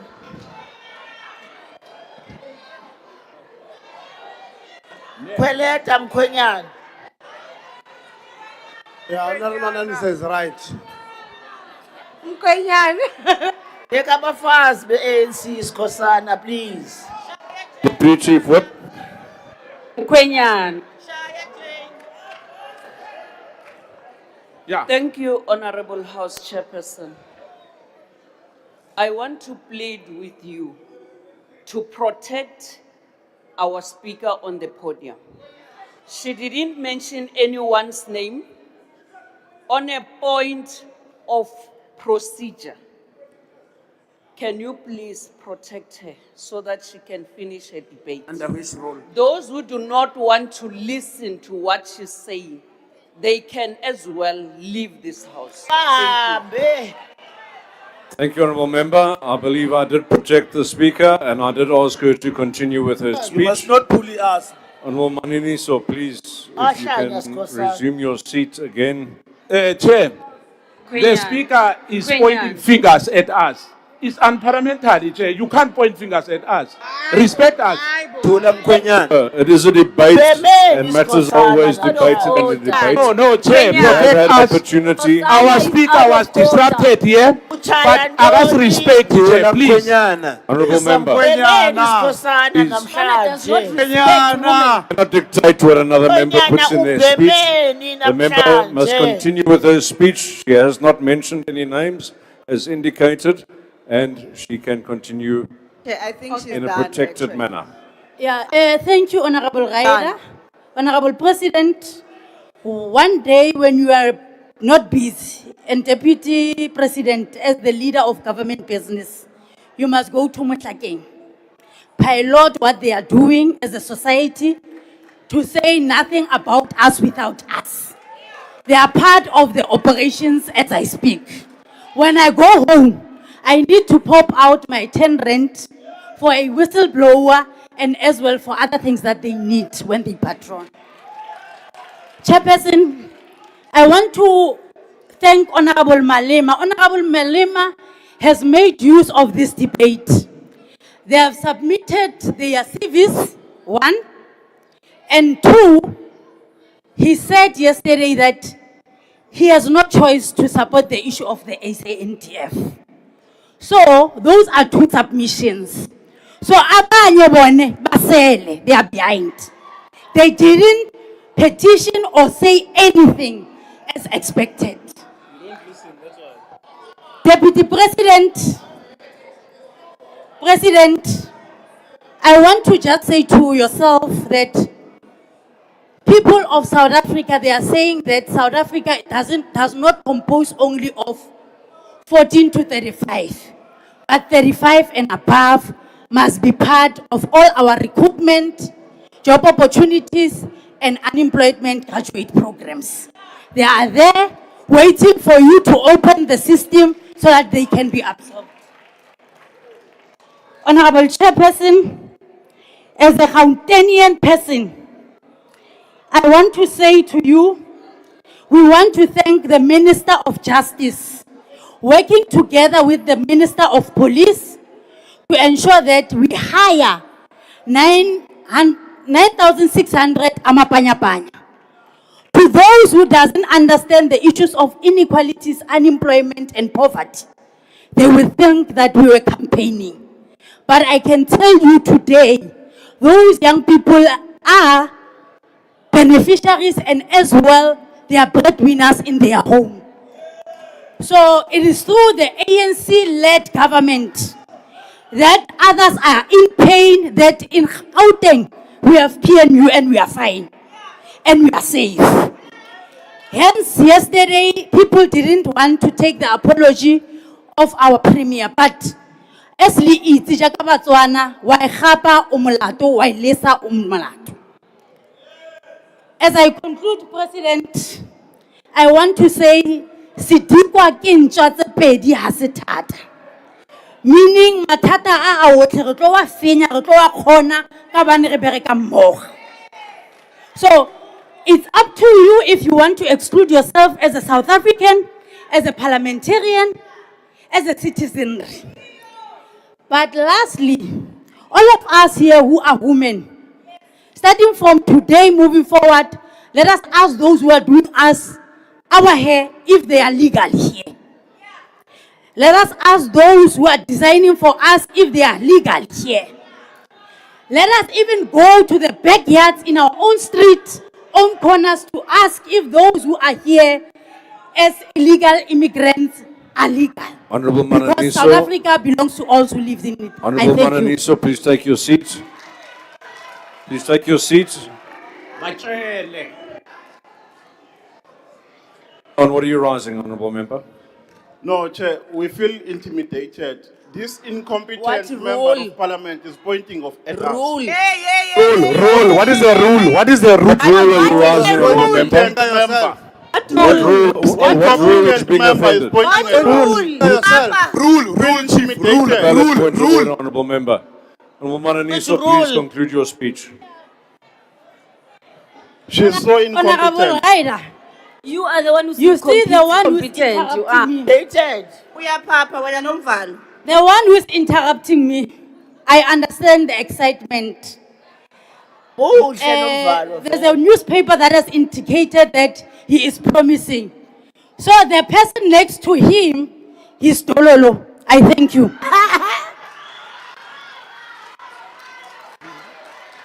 Thank you. Thank you, Honorable Mananiso. Yeah, we support Thank the you, honorable motion of members. Our next speaker at the podium will be the Honorable Nodada from the Democratic Alliance. Honorable Nodada has 5 minutes.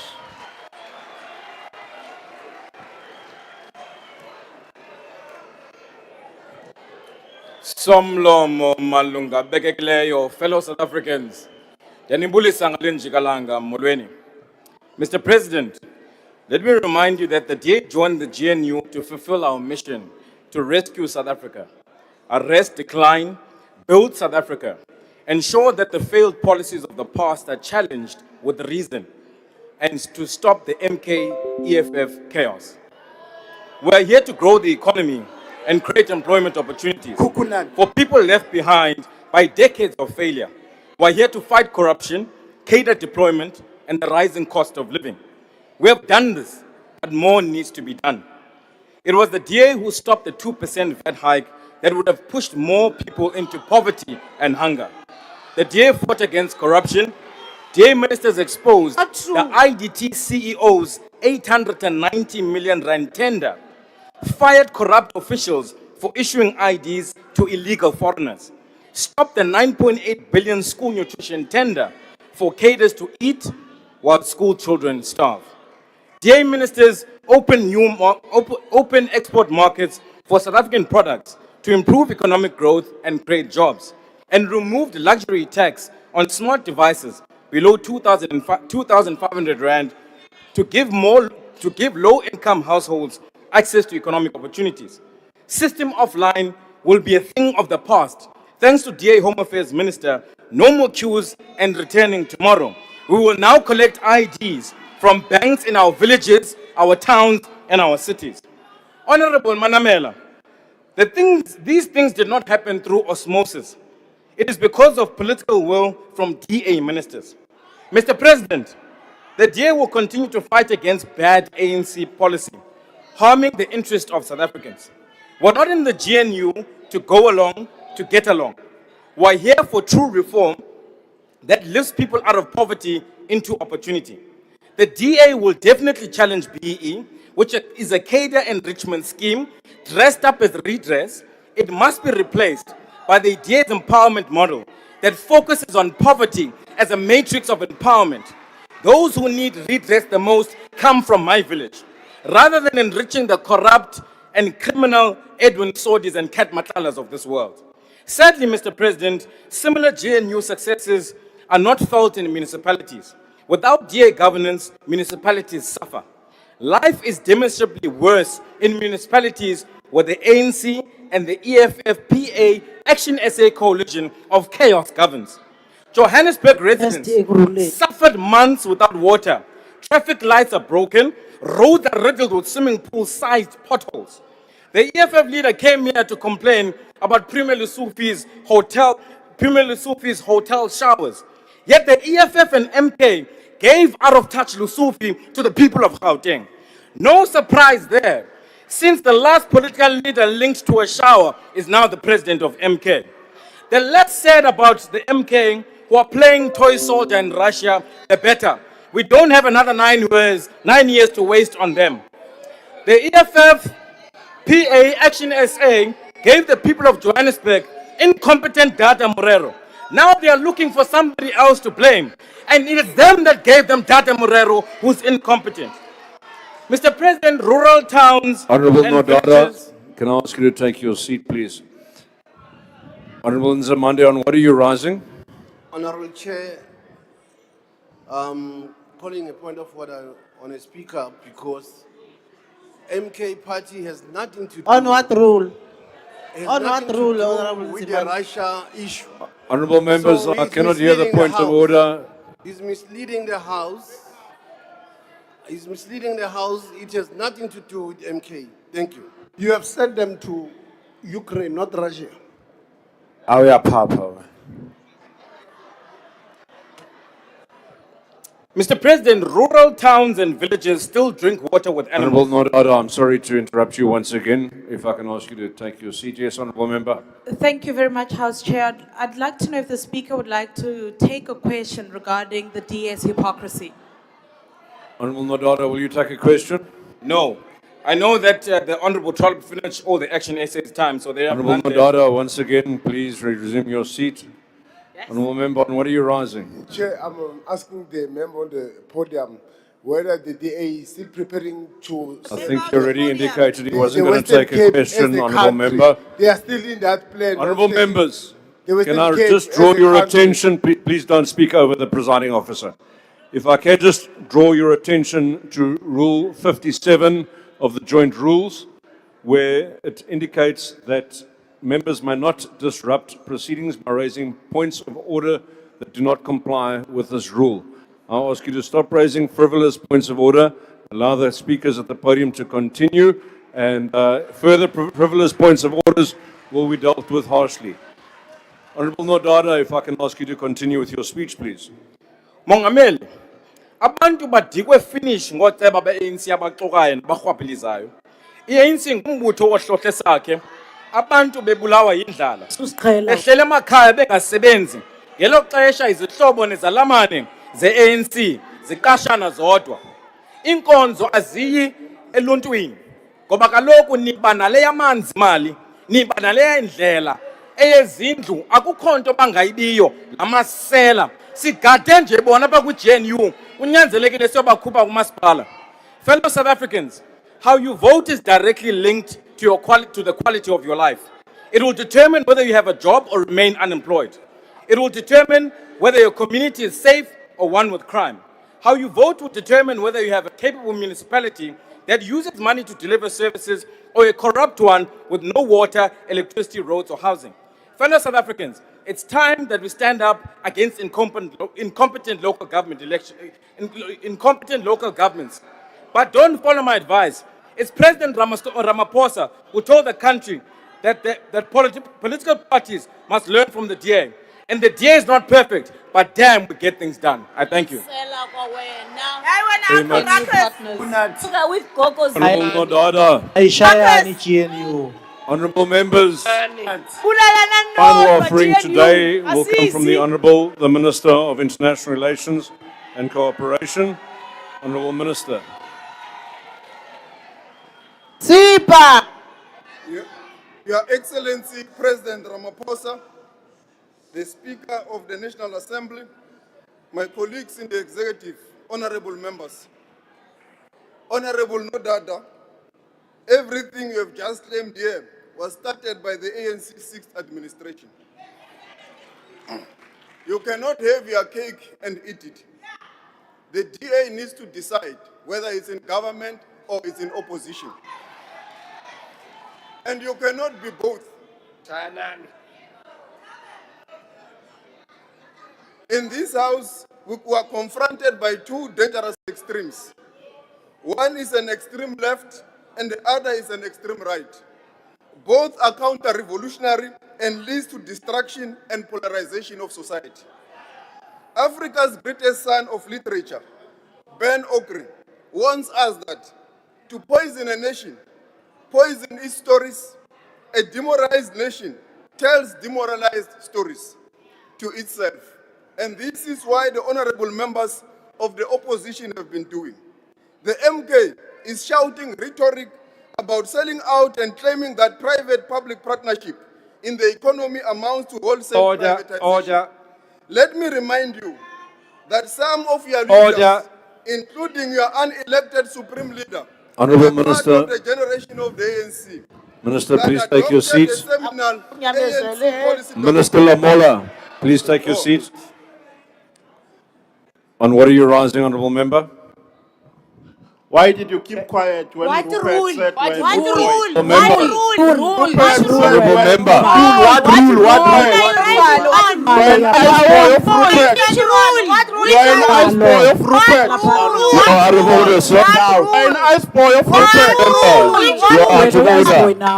What rule is that? Deputy Chief Whip. Robert said you are a good boy, you kept quiet. Thank you very much, Honorable House Chairperson. I'm rising on Joint Rule 40, Sub-Rule A. Grossly disorderly conduct. The MK Honorable House Chairperson is deliberately creating serious disorder and disruption in this house, which we cannot allow. So, if they don't want to sit here and listen to the debate, they can as well go home. No, we are here by the vote, not by your pleasure. Honorable House Chairperson. We are here because of voters. What the Honorable Minister is talking about on the podium, it's a point of debate. They got their chance and debated in this platform. So no one stopped them. So they shouldn't try that with our members. Thank you. Thank you, Deputy Chief Whip. I'm in agreement with your point. Honorable members, honorable members, honorable members, if I can address the point. Order. I will address the point. You can address me afterwards. You can address me afterwards. Thank you. Honorable members, I've already said that you need to rise specifically on a point of order or to raise a question. Those are the only two matters in which you are permitted to rise and speak in terms of the rules of the joint rules of the House. The manner in which that member rose and started to address the minister, the speaker at the podium directly, is inappropriate in the extreme. It will not be tolerated, honourable members. You have been warned. I'll ask you, please, let's maintain the decorum of the House. Let's adhere to the rules, and grossly disorderly conduct will be met with an invitation to evacuate the premises. Honourable member, I must ask you, please, Order. if you have a valid point of order in terms of the rules, you may raise your hand, be recognized, and then advise on what rule you're rising and what the transgression is that you seek to address. Otherwise, you can ask to raise a question to the Speaker of the podium, and that is all. Order, Honourable Speaker. member. Order, Speaker. You cannot see my hand here. I've had it raised for a long while, right at the back. Right at the back. Honourable Yes. Reddy, yes. Thank you very much. Honourable House Chair, on a point of procedure, what we are witnessing here in this House is a pattern, where opposition parties are being stifled. Ministers are allocated time in their executive capacity to reflect on their portfolios, yet they are repeatedly using that time to defend the GNU. Is this fair? Is this democratic We are still principles gonna that we are having in this parliament? Don't Ministers worry, are Honourable using Red, we their are still time gonna when they're learn. supposed to talk about their portfolios, they're talking about GNU.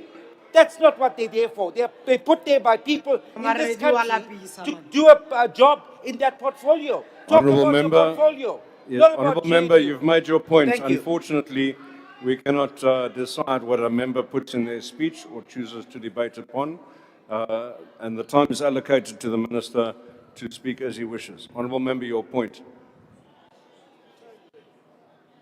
Thank you so much, Chair. Chair, on point 57, Rule 7, it says no other member may raise another point of order before the presiding officer has ruled that it is not a point of order. We have seen an inconsistency. There are people interjecting when points of orders are being raised. And as the chair, you have not corrected this behavior, and it seems like you're encouraging it because it comes from certain quarters. Can you be fair as the chair? We're just asking for that. Honourable member, if you can just take a look at the rules and read all of the rules together and not just rules individually on their own. And I'll draw your attention to Rule 57.4, which says the presiding officer, and this part's important, may at his or her discretion allow members to address the presiding officer briefly on a point of order that has been raised. It's been consistently applied. Thank you, honourable members. Honourable Minister, if I can ask you to continue with your speech, please.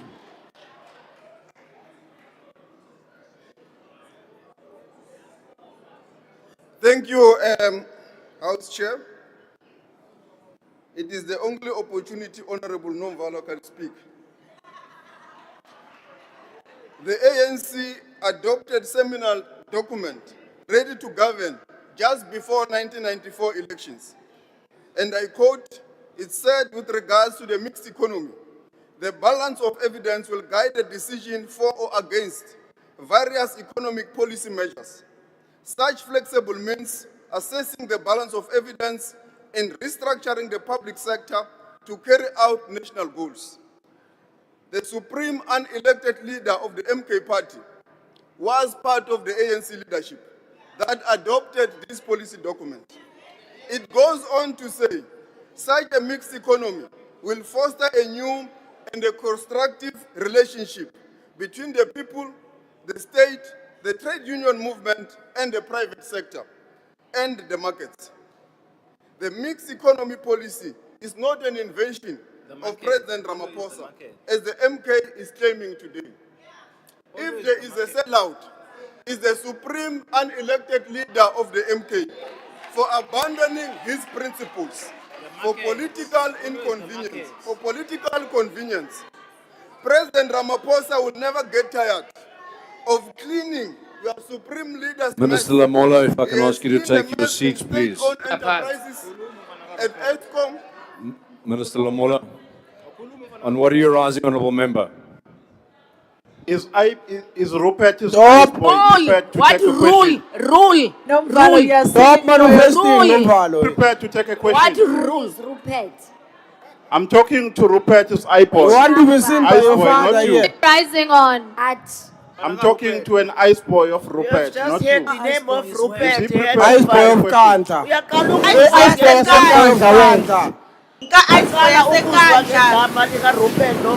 Honorable member, you are consistently breaching the rules.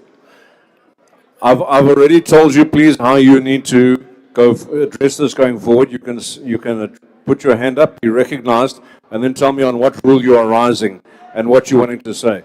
Unfortunately, you are making frivolous points of orders that are not covered in terms of the rules. You are discussing points of debate. The minister has the podium. It's his turn to debate, and I therefore invite him back to the microphone to continue. Honourable Minister.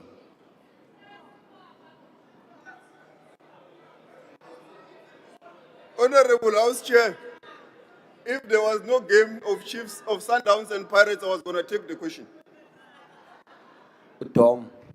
President Ramaphosa will never get tired of cleaning the mess of your supreme unelected leader.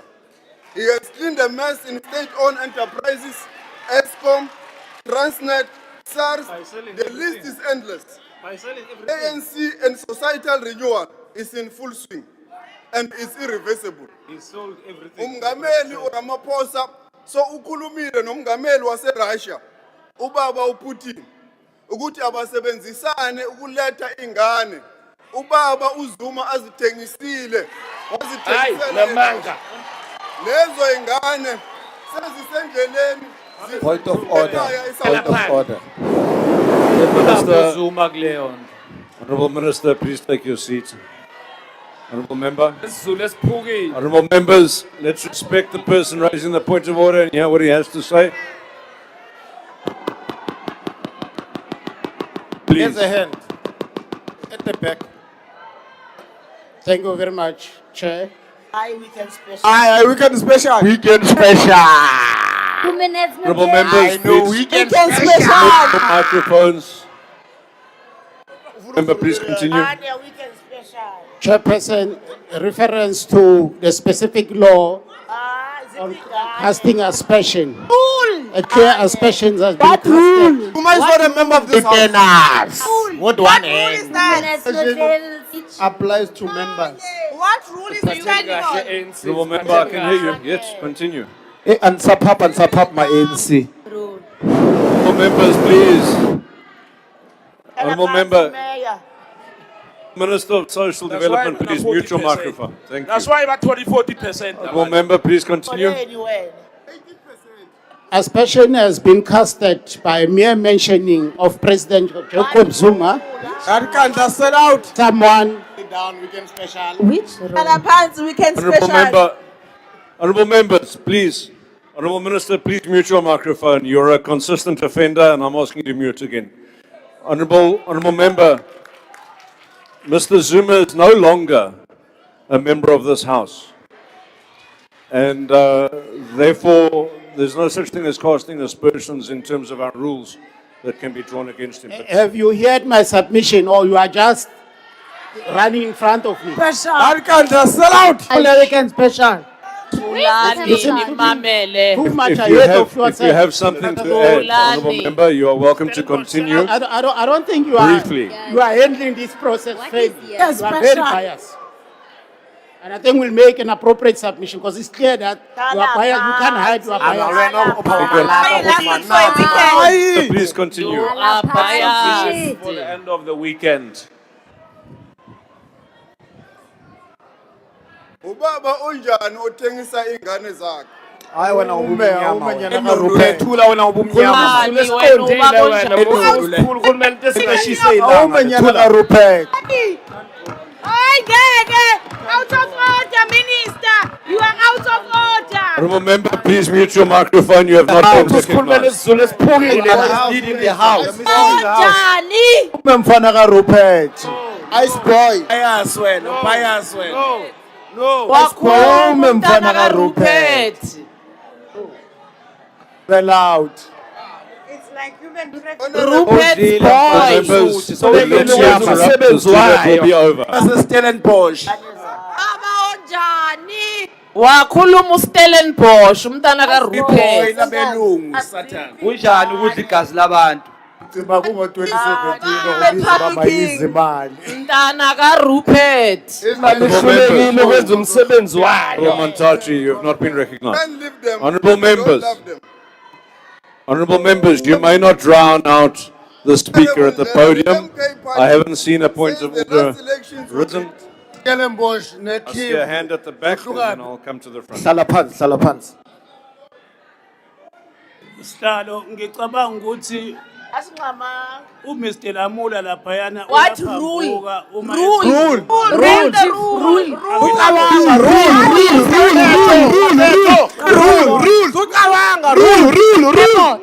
Ayikho lento ucabanga a whole lot of nothing rule. Aniphapi nina yazi ngobubi. Thulani namasela lawo. Honorable members, order. Honorable member, please repeat your point of order. We must start with the rule. Ngithi Lamula ukhuluma What rule are you Rule. Alama rules. Rules. Sorry, honorable member, that's not a valid point of order. Molauteo. Please mute your microphone. Honorable Reddy, yes, I'm recognizing you.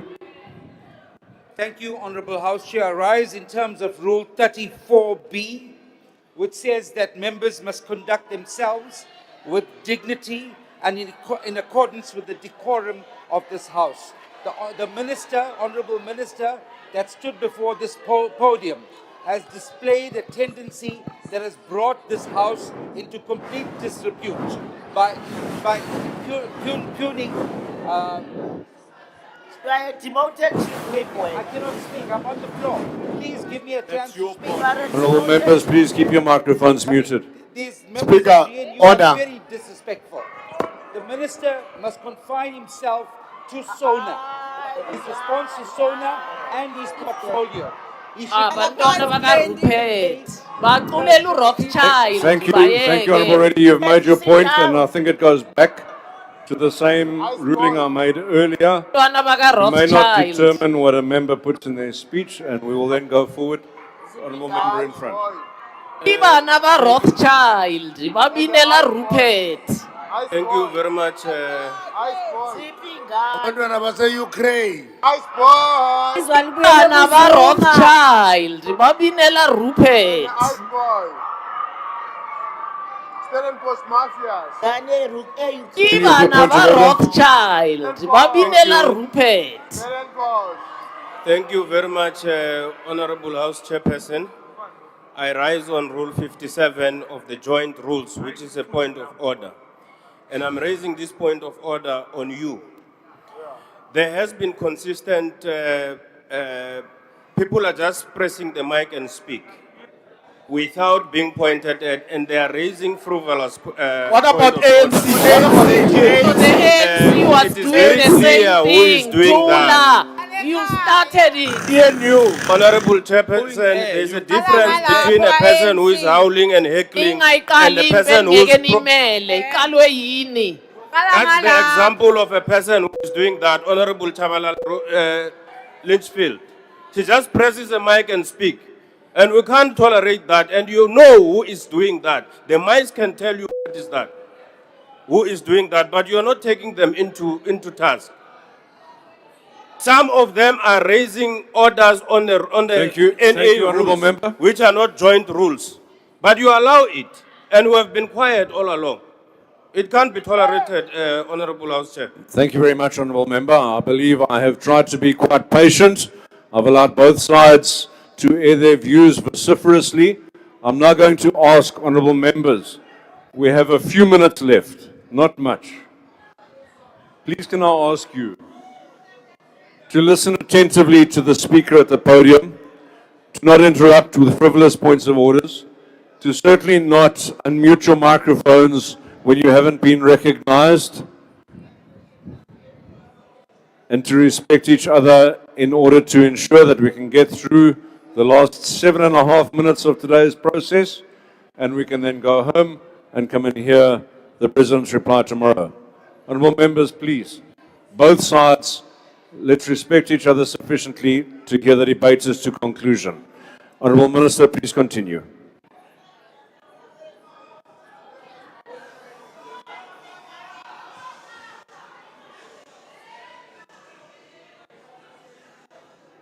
I-MK Party.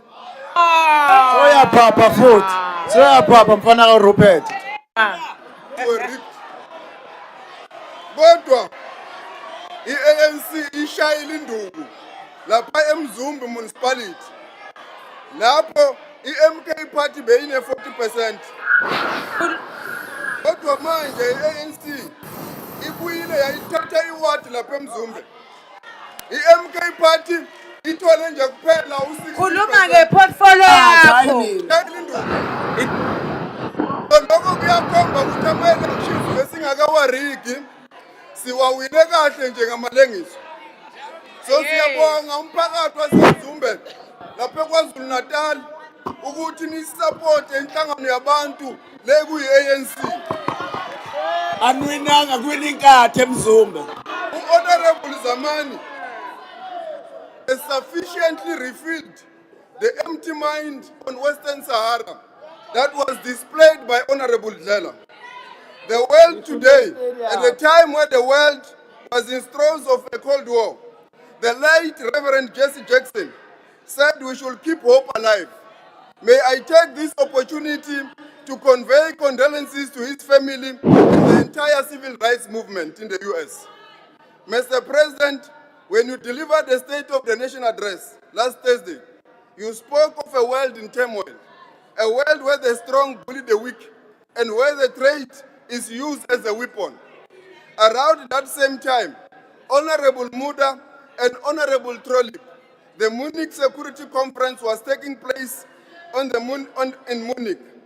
At that gathering, we heard a clear message, a call to revive the old logic of empire through Mr. Rubio, a longing for days of colonial domination, an appeal to build a new alliance rooted in conquest, invasion, and plunder, the very antithesis of the right to self-determination and recognition of our sovereignty. As we debate the State of the Nation address and the direction of our country, those calls for a new Western century are too loud to ignore. Faced with these calls, we must reaffirm that we have always known Africa is our destiny and Africa is our future. We have reaffirmed this position through the G20, where we confirmed that critical minerals must beneficiate the people of Africa, a compact on AI to benefit the youthful continent of Africa, that digital transformation must benefit the youth of this continent. We have done so for the African child. Honorable Mulder, unlike the FF+, our principled human rights commission, our principled human rights outlook, favors all South Africans, irrespective of color. We do not only speak for the privileged white minority or only for black South Africans or for any colored nationality. We speak for all South Africans because we have a responsibility to lead our country. We speak for all South Africans on Gaza. We speak for all South Africans on Ukraine and Russia to build a peaceful society. We have been consistent even at the UN General Assembly to speak about the sovereignty and the UN Charter. You yourself, your party, only speak for white supremacists. We are very clear as the ANC-led government that our responsibility is to all South Africans. And we will continue to do so, to build a nation united in our diversity. To build a united nation means that we must ensure that the economy is inclusive. The World Bank's report has stated that South Africa's economy is not inclusive because the majority of black South Africans are excluded from the economy.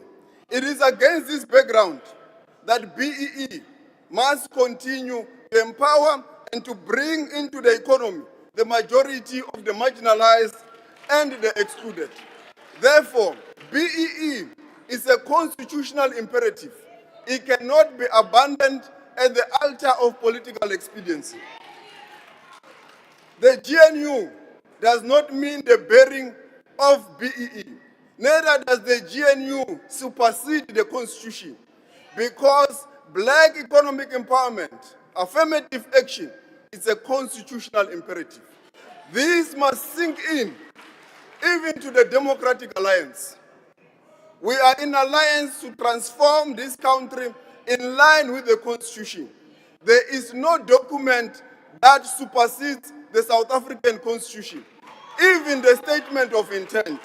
It is against this background that all states shows that BEE has benefited majority of South Africans, not as it was claimed in this podium, that it has only benefited a few political elites. And the states are there. The Banking Association of South Africa shows that since 2000s, JSE listed companies have devoted about 320 billion to BEE efforts. It's And your this has GNU benefited partner. a broad range of South Africans, not just a few political allies. About 2/3 are strategic investments in partnerships, various individuals, and new businesses. 20% is community development, and 15% is staff benefits. These are a broad range of South Africans. Therefore, we must continue with our efforts of growing the economy. We have also grown our exports through export and import diversification. Our strategy is yielding fruits in Southeast Asia, in China, and across the globe, including in the African continent. You want to Our privatize trade the railway. diversification is really gaining grounds. They're privatizing the ports as well. And our agricultural exports have also shown improvements. Please take your seat, Minister. Honourable Dugmore, what is your point of order? My colleague, Honourable Mhlawuli, raised a very clear point where he called a point of order on you, Chair. You are now seeing people speaking without recognizing, and you're allowing One it. point, have fingers. You actually are undermining our speaker because you are allowing people to do exactly what you have said. Point you would fingers, we're allow. not your boys. There we are. So can you please act We are not your and boys, name Chief. Don't name point the fingers at members? us.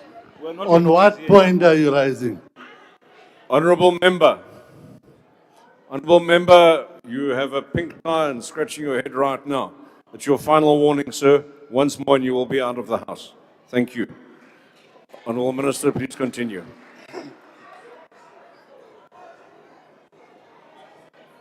Honourable Minister, one moment. What is your point of order, sir? No, thank you very much, Chair. Chair, I appeal for your consistency. You are not applying those rules fairly. What rule? Honourable Member. Noise. Honourable Member. No, wait for me. I have been consistent No, but throughout. wait for me. Wait for me. You don't know what I'm going to say. This noise started on that side. And we've been telling you that they are disrupting our speakers. You did nothing. Now we are warning our members. We have not warned them. You must be consistent. Rule, stop crying. Member. Rule. Honourable Member, I did indicate members on this side of the House when they unmuted without permission. I've done so on this side of the House as well. I have tried to be as consistent as I possibly can as I notice microphones being switched on. Honourable Member, your point. Chairperson, all these Kaizer Chiefs fans must let us go. Can we conclude the business of the House? We have a game to watch at 7:30. Please. Ritspilopele. Thank you, sir. Hey. Honourable Minister, please continue. Honorable House Chairperson, leadership is not the art of chasing applause or inflaming anger. It is not about placing red overalls or stomping around in military cosplay. It requires a steady hand and the discipline to do the hard work of governing. It means making decisions that are not always popular, but are necessary to protect the long-term interest of our people. That is the leadership President Ramaphosa has consistently demonstrated. Leadership that unites South Africans, rejects populism, chooses responsibility over rhetoric, remains committed to the difficult task of building a truly united, democratic and a prosperous South Africa. It is against this background that President Ramaphosa never buried his head in sand when there are challenges in the criminal justice system. He appointed a commission of inquiry. When there are challenges in the Western Cape, he is bringing the defense force. He is not saying, this is not my challenge, it's for the DA. It's a collective responsibility. We must all stand up and build a united South Africa together. I thank you. Honorable House Chairperson. Hamba. Inhlulile Northwest Stadium. Hamba Inhlulile Northwest Stadium. Sending 2006. Honourable members, if we can have order, please. Honorable House Chairperson, on a point of order. Honourable members, that was indeed the last input of the day. Honorable House And I would like Chairperson. to thank the President for his attentive Honourable House presence Chairperson. over the past 2 days, and also appreciate the inputs of all speakers. Thanks too to all honourable members. Honorable House Honourable Klengwan, what are you rising? Chair, I'm rising in terms of Rule 47A of the Joint Rules. If I may proceed. If I may proceed, Chairperson. Honourable Klengwa, I cannot hear you clearly. Please speak to the microphone. Chairperson, I'm rising in terms of Rule 47A of the Joint Rules. If I may There's address no one the on Chair. the floor. Please continue, Honourable Member. Chairperson, I did not want to enter the fray of the chaotic points of order, but I think for the benefit of the record of this House, it is the Inkatha Freedom Party that won Umzumbe, not the ANC. Thank you.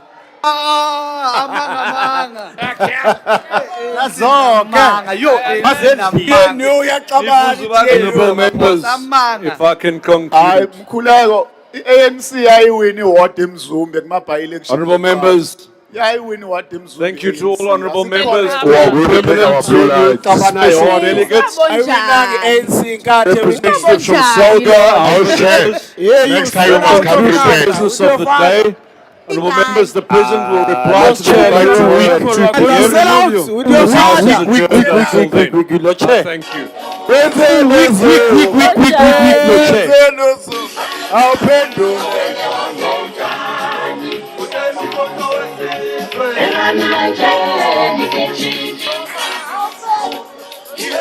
Weak.